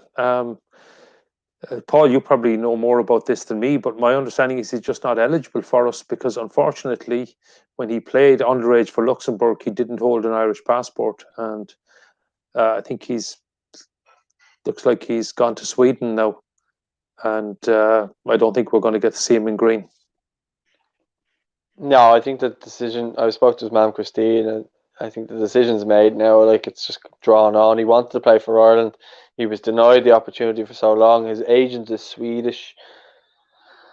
He's come out and said he wants to represent Sweden now. So if he went back on that, it would just look bad. And I think he's just looking at the moment to just concentrate on his club form for Sevilla. Monchi brought him in and seems to be a really big fan of his, and he's a brilliant director of football. Robbie Brady's about to come on there now. But yeah, I think at this point it's just got on too long with Ryan. He wanted to represent Ireland. Sean Maguire's coming off, so that might mean that Aaron Connolly's going to play central. I presume so, because it's the obvious person to put in the middle. I can't see Daryl Horgan going in there, or Robbie Brady. And if Horgan goes left, well, Robbie might go left as well. He might go right and cutting in, and he's left. Yeah, he's going right. He looks like he's playing centre forward right now. That's hardly. We'll see now in a minute when things kind of slow down a little bit. Yeah. We'll see if they alternate. But just there with Ryan. So that's basically the scenario. He won't play for Ireland now. He wants to play for Ireland. He was denied the fact by FIFA, so not by his own sake. But just like if he went back now after saying he wanted to play for Ireland, then saying he wanted to play for Sweden, and then saying he wanted to play for Ireland again, it's just a big mix-up, and then he'd have to apply for eligibility and stuff like that. So I think it's just one we have to just get over and let him, wish him well. He hasn't done anything wrong from an Irish point of view. He wanted to play for us, and FIFA denied him the opportunity. Well done, Aaron Connolly. How is that free? Yeah. But yeah, anyway, Aaron is playing central now, so we'll be interested to see what way that kind of fizzles out, and can Robbie Brady and Daryl Horgan supply him with the service that he may need. So Shane is asking, what top seed would you like to get us? Would you like us to get in the World Cup? Ronaldo and the Aviva, maybe? I suppose I know it's tempting to have a glamour top seed. I normally look for the weakest. Now, not that there's going to be any easy teams in the top seeding, but it looks like either Denmark or Switzerland. Do you want them again? Actually, maybe not. But actually, do you know who I'd like to get as a top seed in the World Cup would be the Dutch, the Netherlands. I think we'd actually we give them quite a good game, and we've done well against them in the past. So of all the big boys, why not give it a go against the Dutch and maybe shades of 2002 or 2001 and Jason McAteer. But we also drew 2-2 away in September 2000. Who do you want, Paul, as our top seed in the World Cup draw? I don't know, maybe France. Because there's a couple of Everton players playing for them. But no, it's not a bad shout there by Shane. Oh, here's Malumbi on the right hand side. He's going to cross it in. I think he crosses in a good ball. I think he headed that at the keeper, Horgan, or else it went from the cross straight into his arms. I'll know when the replay comes up now in a sec. But good bit of play by Malumbi there. That's what I like about Malumbi as well. Just the way he carries the ball for us. And he brings the ball and kind of engages other players to kind of come at him, and he opens up space for other players to get into. I really like that about him. But to your point, yeah, I wouldn't mind Portugal either. I think they've got some good players too. Andre Gomez as well. So yeah. Why not Portugal actually? Yeah, France is a good show too. The world champions coming to the Aviva. Hopefully that'd be, if we'd have fans at that stage, that would be a real sickener if we had the world champions in the Aviva and nobody could go.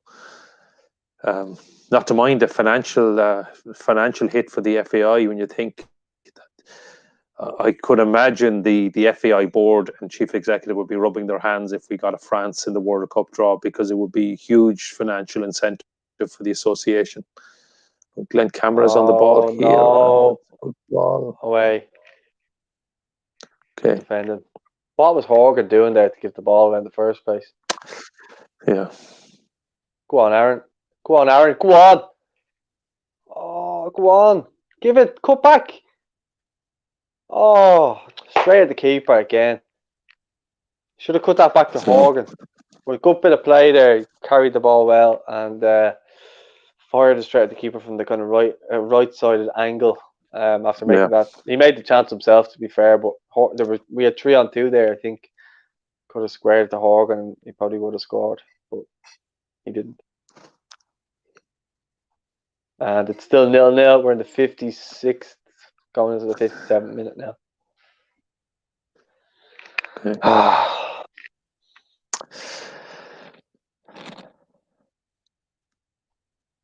That was a good chance for Finland, actually, Pookie. He came quite close, and it was a good block. I'm not sure who actually got the block in. I don't know if you saw it. O'Shea. But O'Shea again. Yeah, that's so definitely in the. He's been brilliant. He has been brilliant, and you said it a long time ago, but there's no. I don't see any other contenders. It's between Darragh O'Shea and Jay Malumbi for the Man of the Match award. I'd be edging towards Darragh O'Shea at the moment, but you can certainly make a strong argument for both. Yeah, but it's that young fearlessness that we need. I know Connolly's grown into the game as well. There's O'Shea there. When I think Duffy, well, Darragh O'Shea did enough to kind of block the angle, but I think it was Malumbi actually makes the block here from Kamara. Was it Matt Doherty? Maybe was it, or was it Doherty? Between a couple of them. Between them, yeah, it's kind of hard to see. Yeah. Okay, here you go. A controversial one from Joe. I actually reckon we played better football under Mick and Martin O'Neill. Well, I don't know. Maybe early in Mick's, or sorry, not Mick, in Martin's reign. See, all these people saying this about Mick and that, like, we could barely beat Gibraltar under Mick, home and away. Well done, Robbie Brady with ball to Doherty, who's corner, I think. But I don't think, I know we did very well under Martin O'Neill, and look, the Euro 2016 was fantastic, but I don't think we played good football. I mean, we were very effective, and we got some great results. And certainly those wins in Vienna and Cardiff, they stand out. Not to mind then, obviously, Robbie Brady and Lille. But, I mean, it's not the passing game. I mean, for other countries looking at us, the Euros, okay, we were effective, we were awkward to play against, but we weren't necessarily good to watch. Oh, Pookie could be in here and squares back, but it's gone for a corner. O'Shea with the block again. Oh. He's had an excellent debut, hasn't he? He looks very comfortable at this level again. He has, and when do we reach the stage now where we say, does he deserve to lose his place? Yeah, well, I think not that John Egan has done anything wrong, by the way, but I think John Egan, if O'Shea keeps playing like he has played tonight, he could find himself on the bench. Not again. Yeah, well, I think John hasn't done anything through no fault of his own. No, it's. And I mean, an hour ago, we wouldn't even have been discussing breaking up the Shane Duffy-John Egan partnership. And I think probably Stephen won't. But I think Darragh O'Shea on this performance would certainly, at worst, be the backup for those two. And I mean, I think we were discussing before this game started whether it would be Kevin Long or Kieran Clark or Darragh O'Shea possibly being backup. And I think now we've got to talk this. Having played so well, I mean, Jay Malumbi played really well on Sunday, and he didn't deserve to lose his place, and he obviously didn't. He's playing well again this evening, and I don't see Jay Malumbi losing. That was poor control by Robbie Brady. He looks to have injured himself with that tackle there. Oh, Brady looks injured. He's hobbling around. Was that Sparv again, our old friend? Well, Robbie's clattered into him. Yeah, he's holding his leg. He might go back off after only coming on. and then Duffy.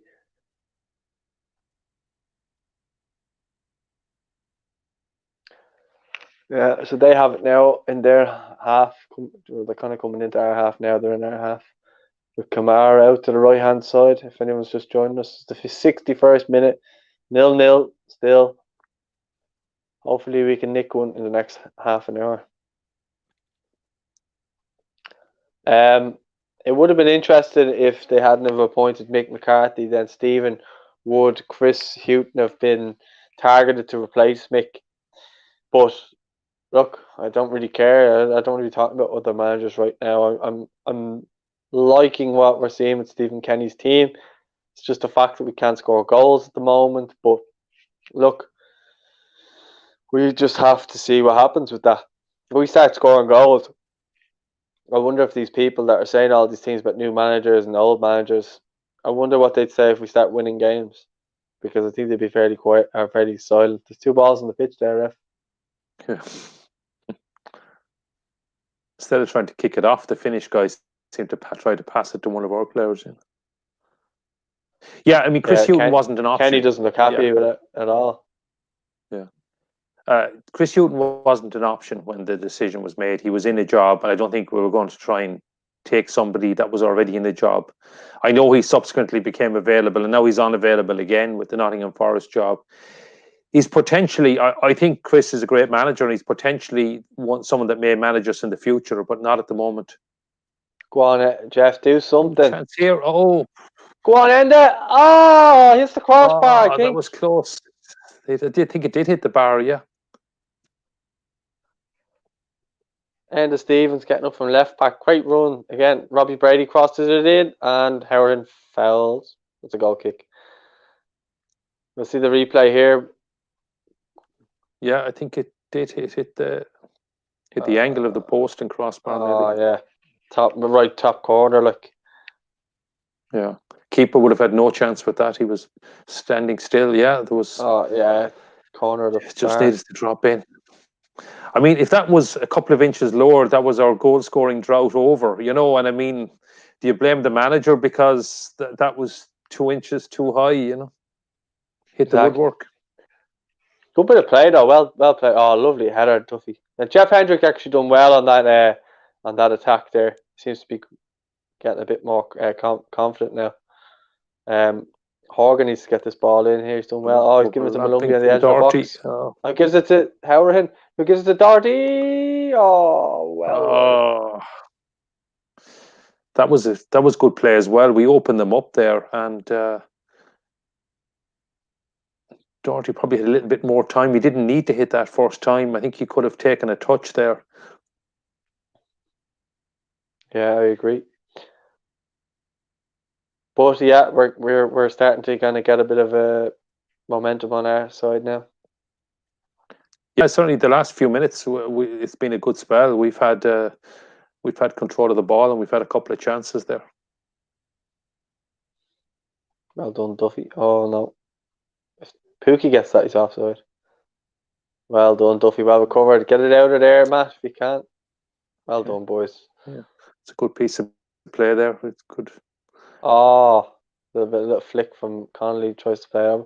I think he should be trying those types of flicks when we're maybe 1 or 2 goals up. That may never happen, but I'm just saying in a general sense.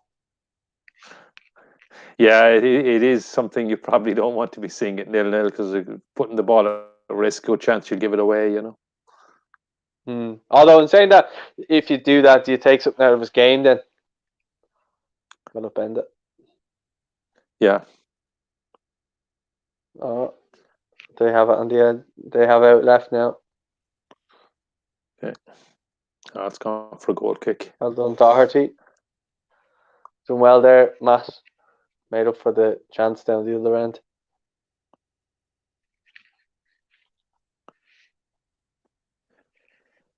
Jamie Lee Douglas, I know you don't want it, but you think Finland can win? Oh, goal 1-0 to Finland. Oh no. Yeah, Jensen. I actually missed it. Well, to answer your question, Jamie Lee, unfortunately they can if they've gone 1 up there. Yeah, that is a killer blow. That is, fuck's sake. Yeah. What happened? It was That's the his same own lad who goal scored kick. against us. Oh, the goal kick went wrong. Oh no. Oh, it was a disaster. So Randolph. To Matt Doherty, and it was a poor pass, and Pookie intercepted, crossed it over, and it was actually blocked, and Darragh O'Shea unfortunately headed it back to Jensen. And There's nothing else he could have done there because he was on the ground when he had it. But it was a poor mix-up at the back, you know. That's the first time Darren's made a mistake in a long time. So,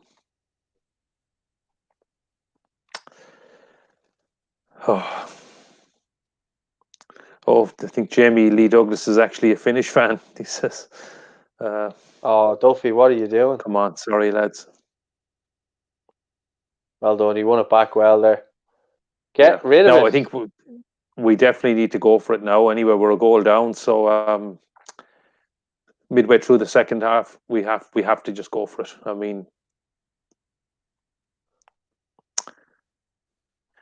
so it's 1-0 Finland. I think people are asking what the score is. Obviously, some people don't have Sky.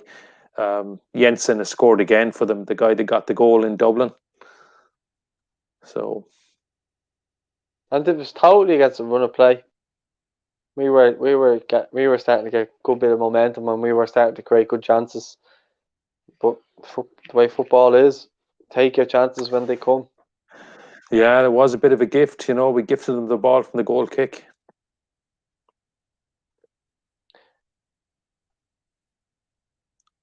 Well done, Robbie Brady. Again, we've seemed to lost our shape, and we're all over the place right now. I would like to see a sub come on, maybe. Malumbi's dropping. Yeah, I think the goal is going to hit morale as well, because it actually came when we'd had a reasonably decent spell. We had those chances for Enda Stevens hit the bar with Matt Doherty's chance, and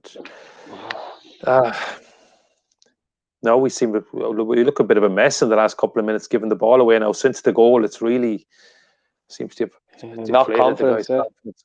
Yeah. Here we go back on the attack now, though. Darrell Horgan out to Matt Doherty. Go on. Is that a shout for a handball there? But it would have been harsh, I think. Okay. That'd be given in the Premier League. Maybe, yeah. We need VAR for that. Oh, Duffy, what are you doing? You just blasted at Robbie Brady, but you just needed to give him a little gentle one because he's only beside him. Oh, this is getting annoying now. We just look all over the place, and we're making them look like they're amazing. They're not. They're good the team, goal is but they're not amazing. Yeah. I mean, they're decent. They're limited, but they're decent. But they weren't going to give us a gift like we gave them, and unfortunately, they've taken advantage of it. Come on, now we've got the ball back. Give that, Lumby. Well done. Okay. End is on. Edge of the box again. Malumbi's got Doherty wants it. He gives it to Doherty out right full. Brady. No one looking for it now. That's the problem. Yeah, he cuts back. Doesn't know what to do with it. Yeah. He's even standing there with hands out, being like, "Where are you? Yeah. Where's my options?" This is the problem. Too many players go hiding in this scenario when we're a goal down. We need to start. I know what I said about that lad Joe. I think it was talking about Mick McCarthy. Lost the ball again there. At least with Mick McCarthy, when we went the goal down, we still tried to go for it and tried to get the game back. We give him credit for that. I'm hoping this team will do that now in the next 20 minutes. Anyone's just joined us, Finland have scored. Jensen scored again for them. It's 1-0. Before that, we were probably the better team, I would have to say, without being biased. Don't know about being the better team. Yeah, I think it was probably an even enough game, but we definitely didn't deserve to go a goal down. If anyone looked like scoring, it was us. But they've taken control of the game since they scored, and we've been I know, certainly knocked the stuffing out of our lads, and the heads have dropped a bit. So hopefully they'll still 20 minutes or 19 minutes plus added time to go. So hopefully they'll get it back again. We just look completely jaded. Yeah. Like tired. We just look knackered. And it's a free out to us. Okay.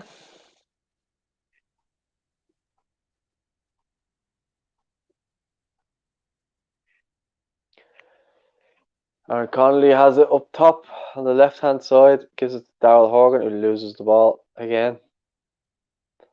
He's not been good since he moved out left. Yeah, I wonder will we see a couple more changes now? Well, he needs to start making subs earlier in games.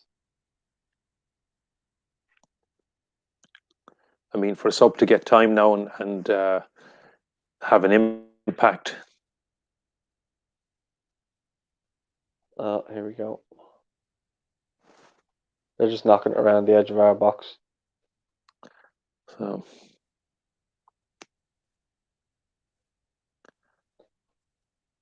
time, Robbie.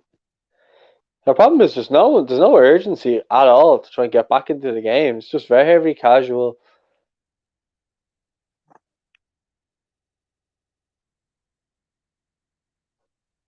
Going backwards, sideways. Come on, lads, get it up the pitch. That's it, Dara.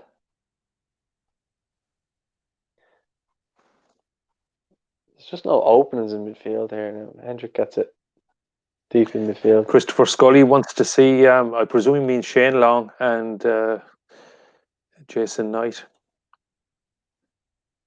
Oh, good ball. Chance here for Aaron Connolly. Oh, straight at the keeper. So much more time than he thinks. Keeper. That was a great ball by Matt Doherty. And again, he gives it to Aaron Connolly on the edge of the box. He gives it to Jeff Hendrick back out to Doherty on the right. He's nowhere ready to go. He's been marked and he gives the ball away. Finland are breaking away now, you know. Yeah, 2-on-2 now, Pookie and number 9. And he's offside, I think. Yeah, I think it's offside, is it? Yeah. It's a goal kick. He wasn't offside, he just didn't play the ball. Oh, he wasn't. He just didn't play it. Okay. I was wondering what happened. Maybe it was. Oh, no, I think it is. It was offside. It was offside. Okay, we're going to see Ronan Curtis coming on for Daryl Horgan, and we're going to see Adam Ida as well. Come on, Ronan.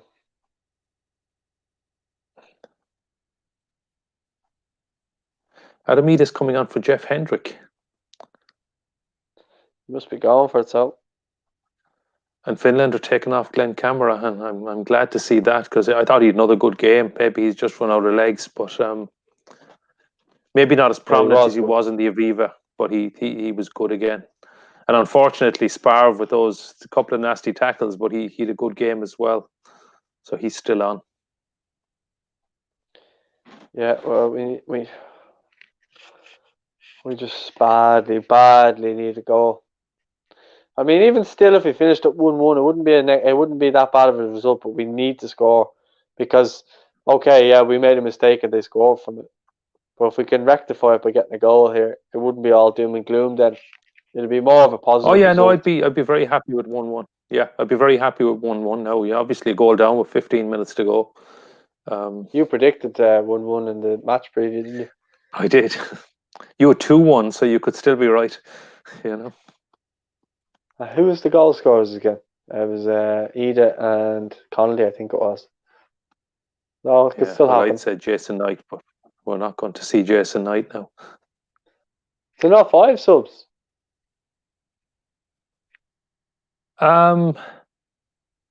It was in the playoff, is it? Is that in the Nations League as well? Oh. Offside. I don't know. Duffy fell on Duffy, is it? I'd say it was a foul, was it? Not sure. I'd like to see big Adam get a goal. Yeah.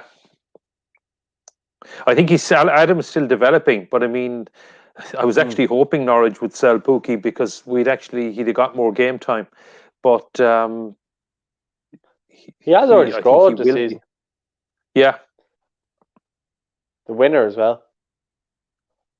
So the championship window hasn't. I don't think it hasn't closed yet for another week or two. So, but of course he can't go to a Premier League team now.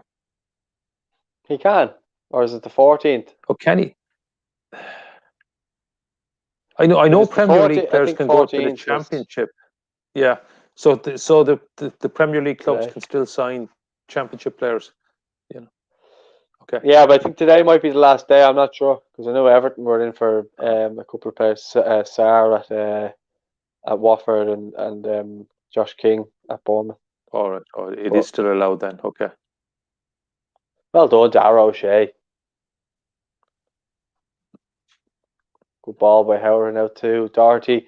Good breaks into their half with the ball on the right hand side. Come on. He gives the ball up, aimed towards Adam Ida, falls in the edge of the box to Curtis, gives it to Malumbi. We're on the left hand side now at Enda Stevens. Ronan Curtis is there, gives it back to Malumbi, who looks for Aaron Connolly. That was a good idea. Ball runs out for a goal kick. Still 1-0 to Finland in a 77th minute. Kieran reckons the domestic window in the UK closes on Friday, so maybe still time. That was a handball there. I think his hand was down by his side, was it? I don't know. If that's in the Premier League, it's a handball. Yeah. Go on, Connolly. What's he got there? Throw in. He doesn't need to be the one taking it. That's it. Yeah, leave it there. Now you be the option. So it's throw in their half. Enda Stevens has the ball now after receiving it back off Connolly. Ronan Curtis wins a foul on the edge of the box. Foul, really good another position. Foul by our old friend Tim Sparv, the Finnish captain. He's Connolly might fancy this. Might be maybe. He looks to be grabbing the ball. Robbie Brady will take Robbie it. Brady. Bad angle for a left footer though. I know they're going to look for Shane Duffy for this, but yeah, you'd wonder if a strike on goal would be better. It would be. It would suit a right footer better, but yeah, he won't be shooting this. I'd be very surprised. Yeah. Yeah, whipped in for. Goes the whole way. Enough. Goal kick. Irish players are going mental. Yeah, what happened there? Robbie Brady got a yellow. Or Aaron. I don't see what they're complaining about. Maybe there was pulling and dragging in the box or something, was there?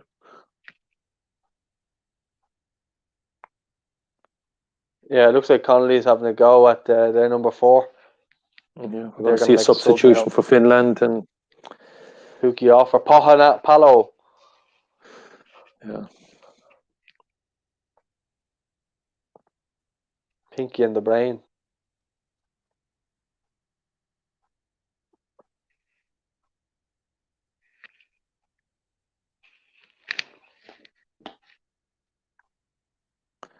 Haven't seen a replay to see what they're complaining about in the box at that stage. Yeah, I haven't seen it either. I would say it was a foul on Connolly, and they're probably claiming that we should have had a pen. Robbie Brady looked adamant as well. I wonder, did it come up? I think it said Shane Duffy got the yellow card there. I got a notification on my phone. Oh, was it? Okay, it looked like he was booking Robbie Brady. I've just seen Aaron Connolly come up. Aaron Connolly yellow card, it seems. Yeah, I just literally got that notification as well.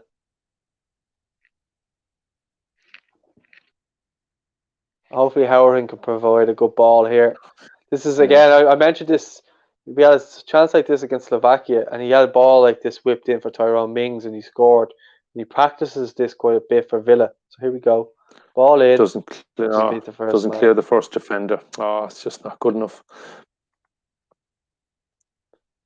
And Ennis Stevens gives it out to Matt Doherty on the right-hand side. Gives it out to Robbie Brady, who's going to cut in on his left peg. Whips the ball into the box for Aaron Connolly. Goes down, but can he give it off?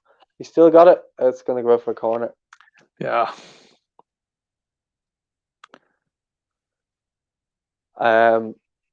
You'd wonder here when he gets himself back to goal here, could he maybe lay it off? I know he gets taken down early, or like he gets knocked down, sorry, because whoever came through the back of him there. Here we go. It's a Robbie Brady corner kick. It's a great ball to Duffy, who heads over, punches the ground in frustration.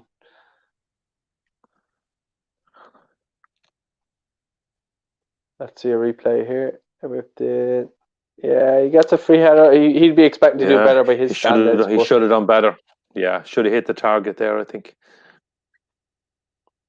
Yeah, he was kind of leaning on that other defender, though, to be fair to him. You'd wonder now, 8 minutes left, how many chances we're going to have. We need to start making it count. They have a player down now. They've gone down a couple of times, kind of. So I'd say there'll be a few minutes of injury time. Yeah, he does look hurt. In fairness, I thought maybe there was a bit clever games. Malumbi's coming off now. I just got a notification on my phone. Jason Knight is coming on. It seems. Yeah, Jason Knight on for Jay Malumbi. Yeah. He did himself no harm at all. Duffer gives him a little pat on the bum. Yeah. So Jason Knight is getting his first cap.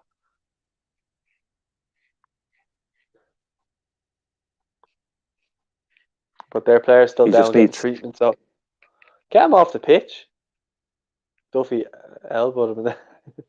Oh no, it's a challenge on Curtis. He hurt himself.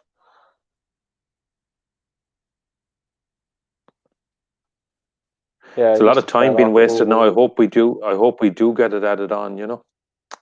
Yeah. Saying that, you don't need to have that comment up there by Kieran Orr anymore. Okay.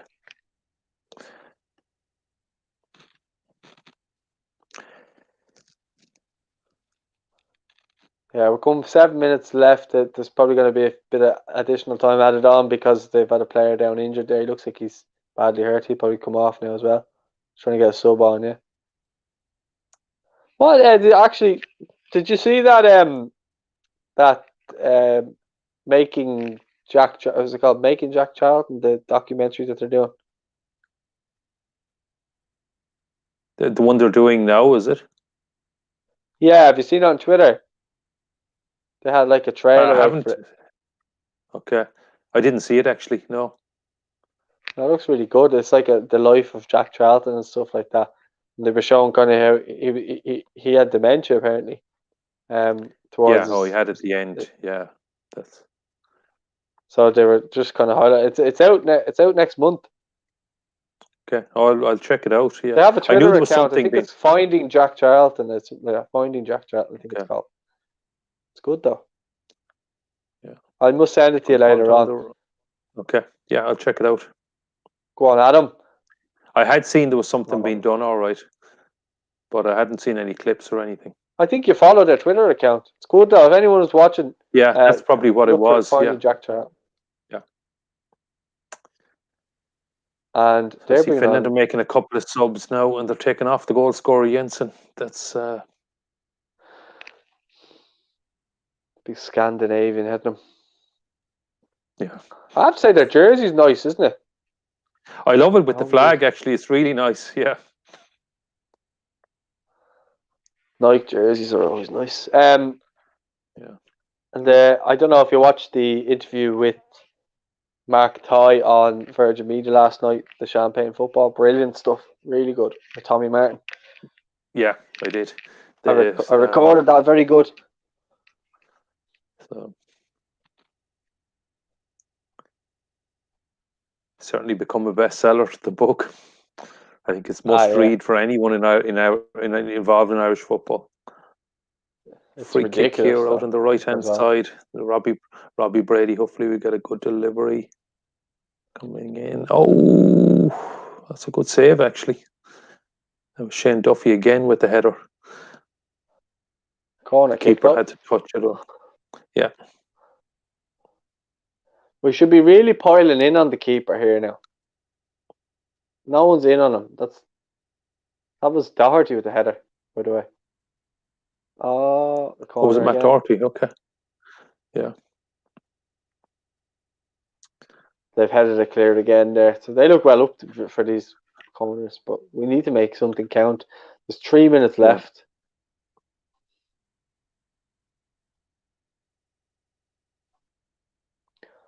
Love O'Shea to score. Oh, we go short. Brady whips it in. I don't know what happened there. Looks like it's gone out for another corner. Yeah, it has. Yeah. Don't need to be going short for these corners. I know what they're trying to do is just create a bit of 3 minutes to confusion. go. Yeah, you've got to go for it, Yeah, it looks like they are going to now. I think this is going to be fizzed in by Brady. Yeah. Straight into the keeper's hands. Oh. Jesus.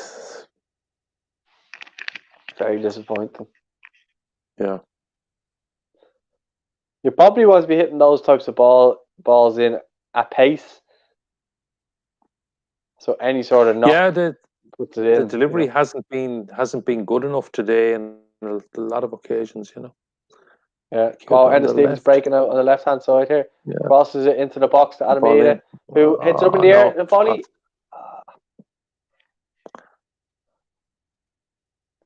It's back in our half now with Darrell O'Shea taking a throw in. He looks to get this done quickly. Goes back to Randolph with it. Out to Duffy, I'd imagine now. Yeah. So towards the right hand side, Jason Nice dropping deep, looking for the ball. But now it goes to Matt Doherty. Launch ball up to Aaron Conley. Good ball. No options around Robbie Brady though, and he gives the ball away for a throw in their half. And one of their players after going down now as well. Taylor.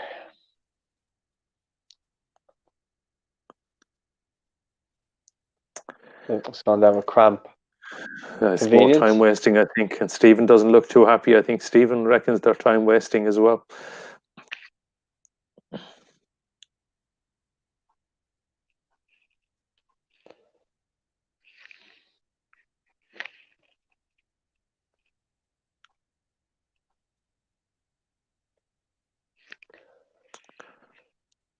Oh, just giving the ball away. We've got it back. We're back in our own half now again.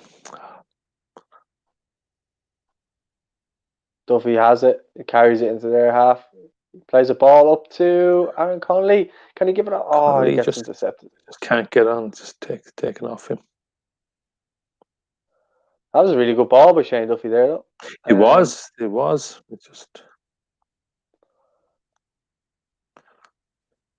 Well done, Darrell O'Shea. He wins it back. Come on, get on it. It's coming into the 90th minute now. It's on the 89 minutes and 30 seconds. Be interested to see the additional time, but we're chasing the game. Yeah, hopefully we'll get about 6 or 7. We should get it about 6 or 7 minutes, Yeah. Curtis tries to hit it off one of their players to get a corner, but doesn't. So they're on the breakaway now. They're still in their half.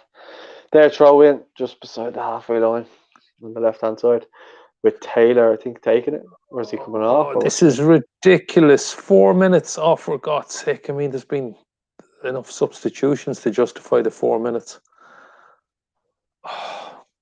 Only 4 minutes of added time. I can't believe that. I think there should at least have been 6 or 7. Well, we need to get the ball back. Yeah. I mean, there was over a minute wasted for one of those injuries after they'd scored, So, I don't know. It's pretty frustrating now that you don't get the time back. Come on, lads. We have it outright with Doherty at right back position. He looks to be carrying it infield. He gives it to Connolly, who gives it out right to Robbie Brady. Again, he's very isolated on the right hand side. He looks to get a ball. I don't. It just the ball into. Oh, what a save! I think it hit the post. Did it, or was it a save? Yeah. I'd like to see that again. It was either a great save. The keeper did get right down really low, or else it came off the post. Yeah, it's gone. Oh, it was the post, I think. Yeah. Oh No, no, he sorry, saved it. it was the keeper. It was a Great save. save. Yeah, it was a save. It was a great save. That was right down in the corner of the goal. Yeah, it was a great save. Can someone be the Still hero have here the from the corner. corner? Yeah. 2 minutes left.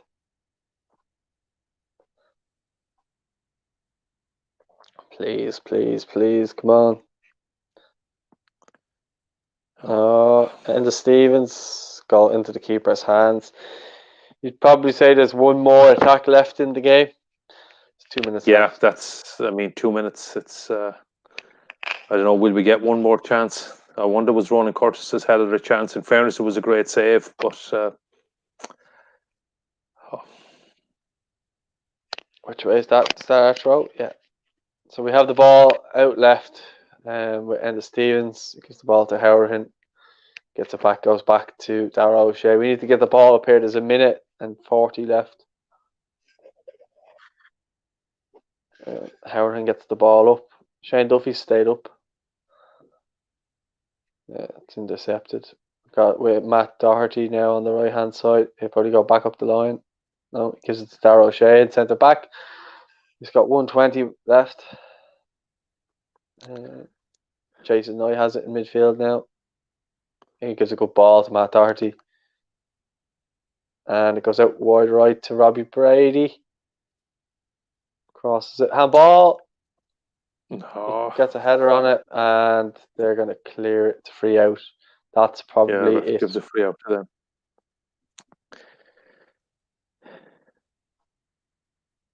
That's probably going to be it. If we could just get the ball back, but it's not looking good. 40 seconds left. Yeah, they've taken quite a long time to take the free kick.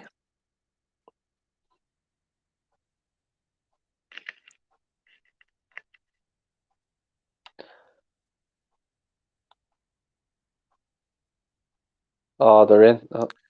No, they're offside. So This is it. Maybe one last Quickly, chance. get on it, Just Darren. launch the free kick long. I don't think we've any time for. Oh, it's It all looks like over. he's going to blow it. Oh, he blew it up. That's disappointing. Oh. Right, we might as well jump off and do our videos. Okay. Yeah. If anyone's watching the video here and are not subscribed, make sure you are subscribed. I know we're not sounding too optimistic or anything like that. We've just been beaten 1-0 by Finland, unfortunately. So yeah, we're going to end the broadcast. Just keep an eye for our after-match reactions and our Gary's 3 talking points of my player ratings. I'll speak to you all soon. Gary, top man as always. Okay, thanks, Paul. Yeah, disappointing result, but we'll go again.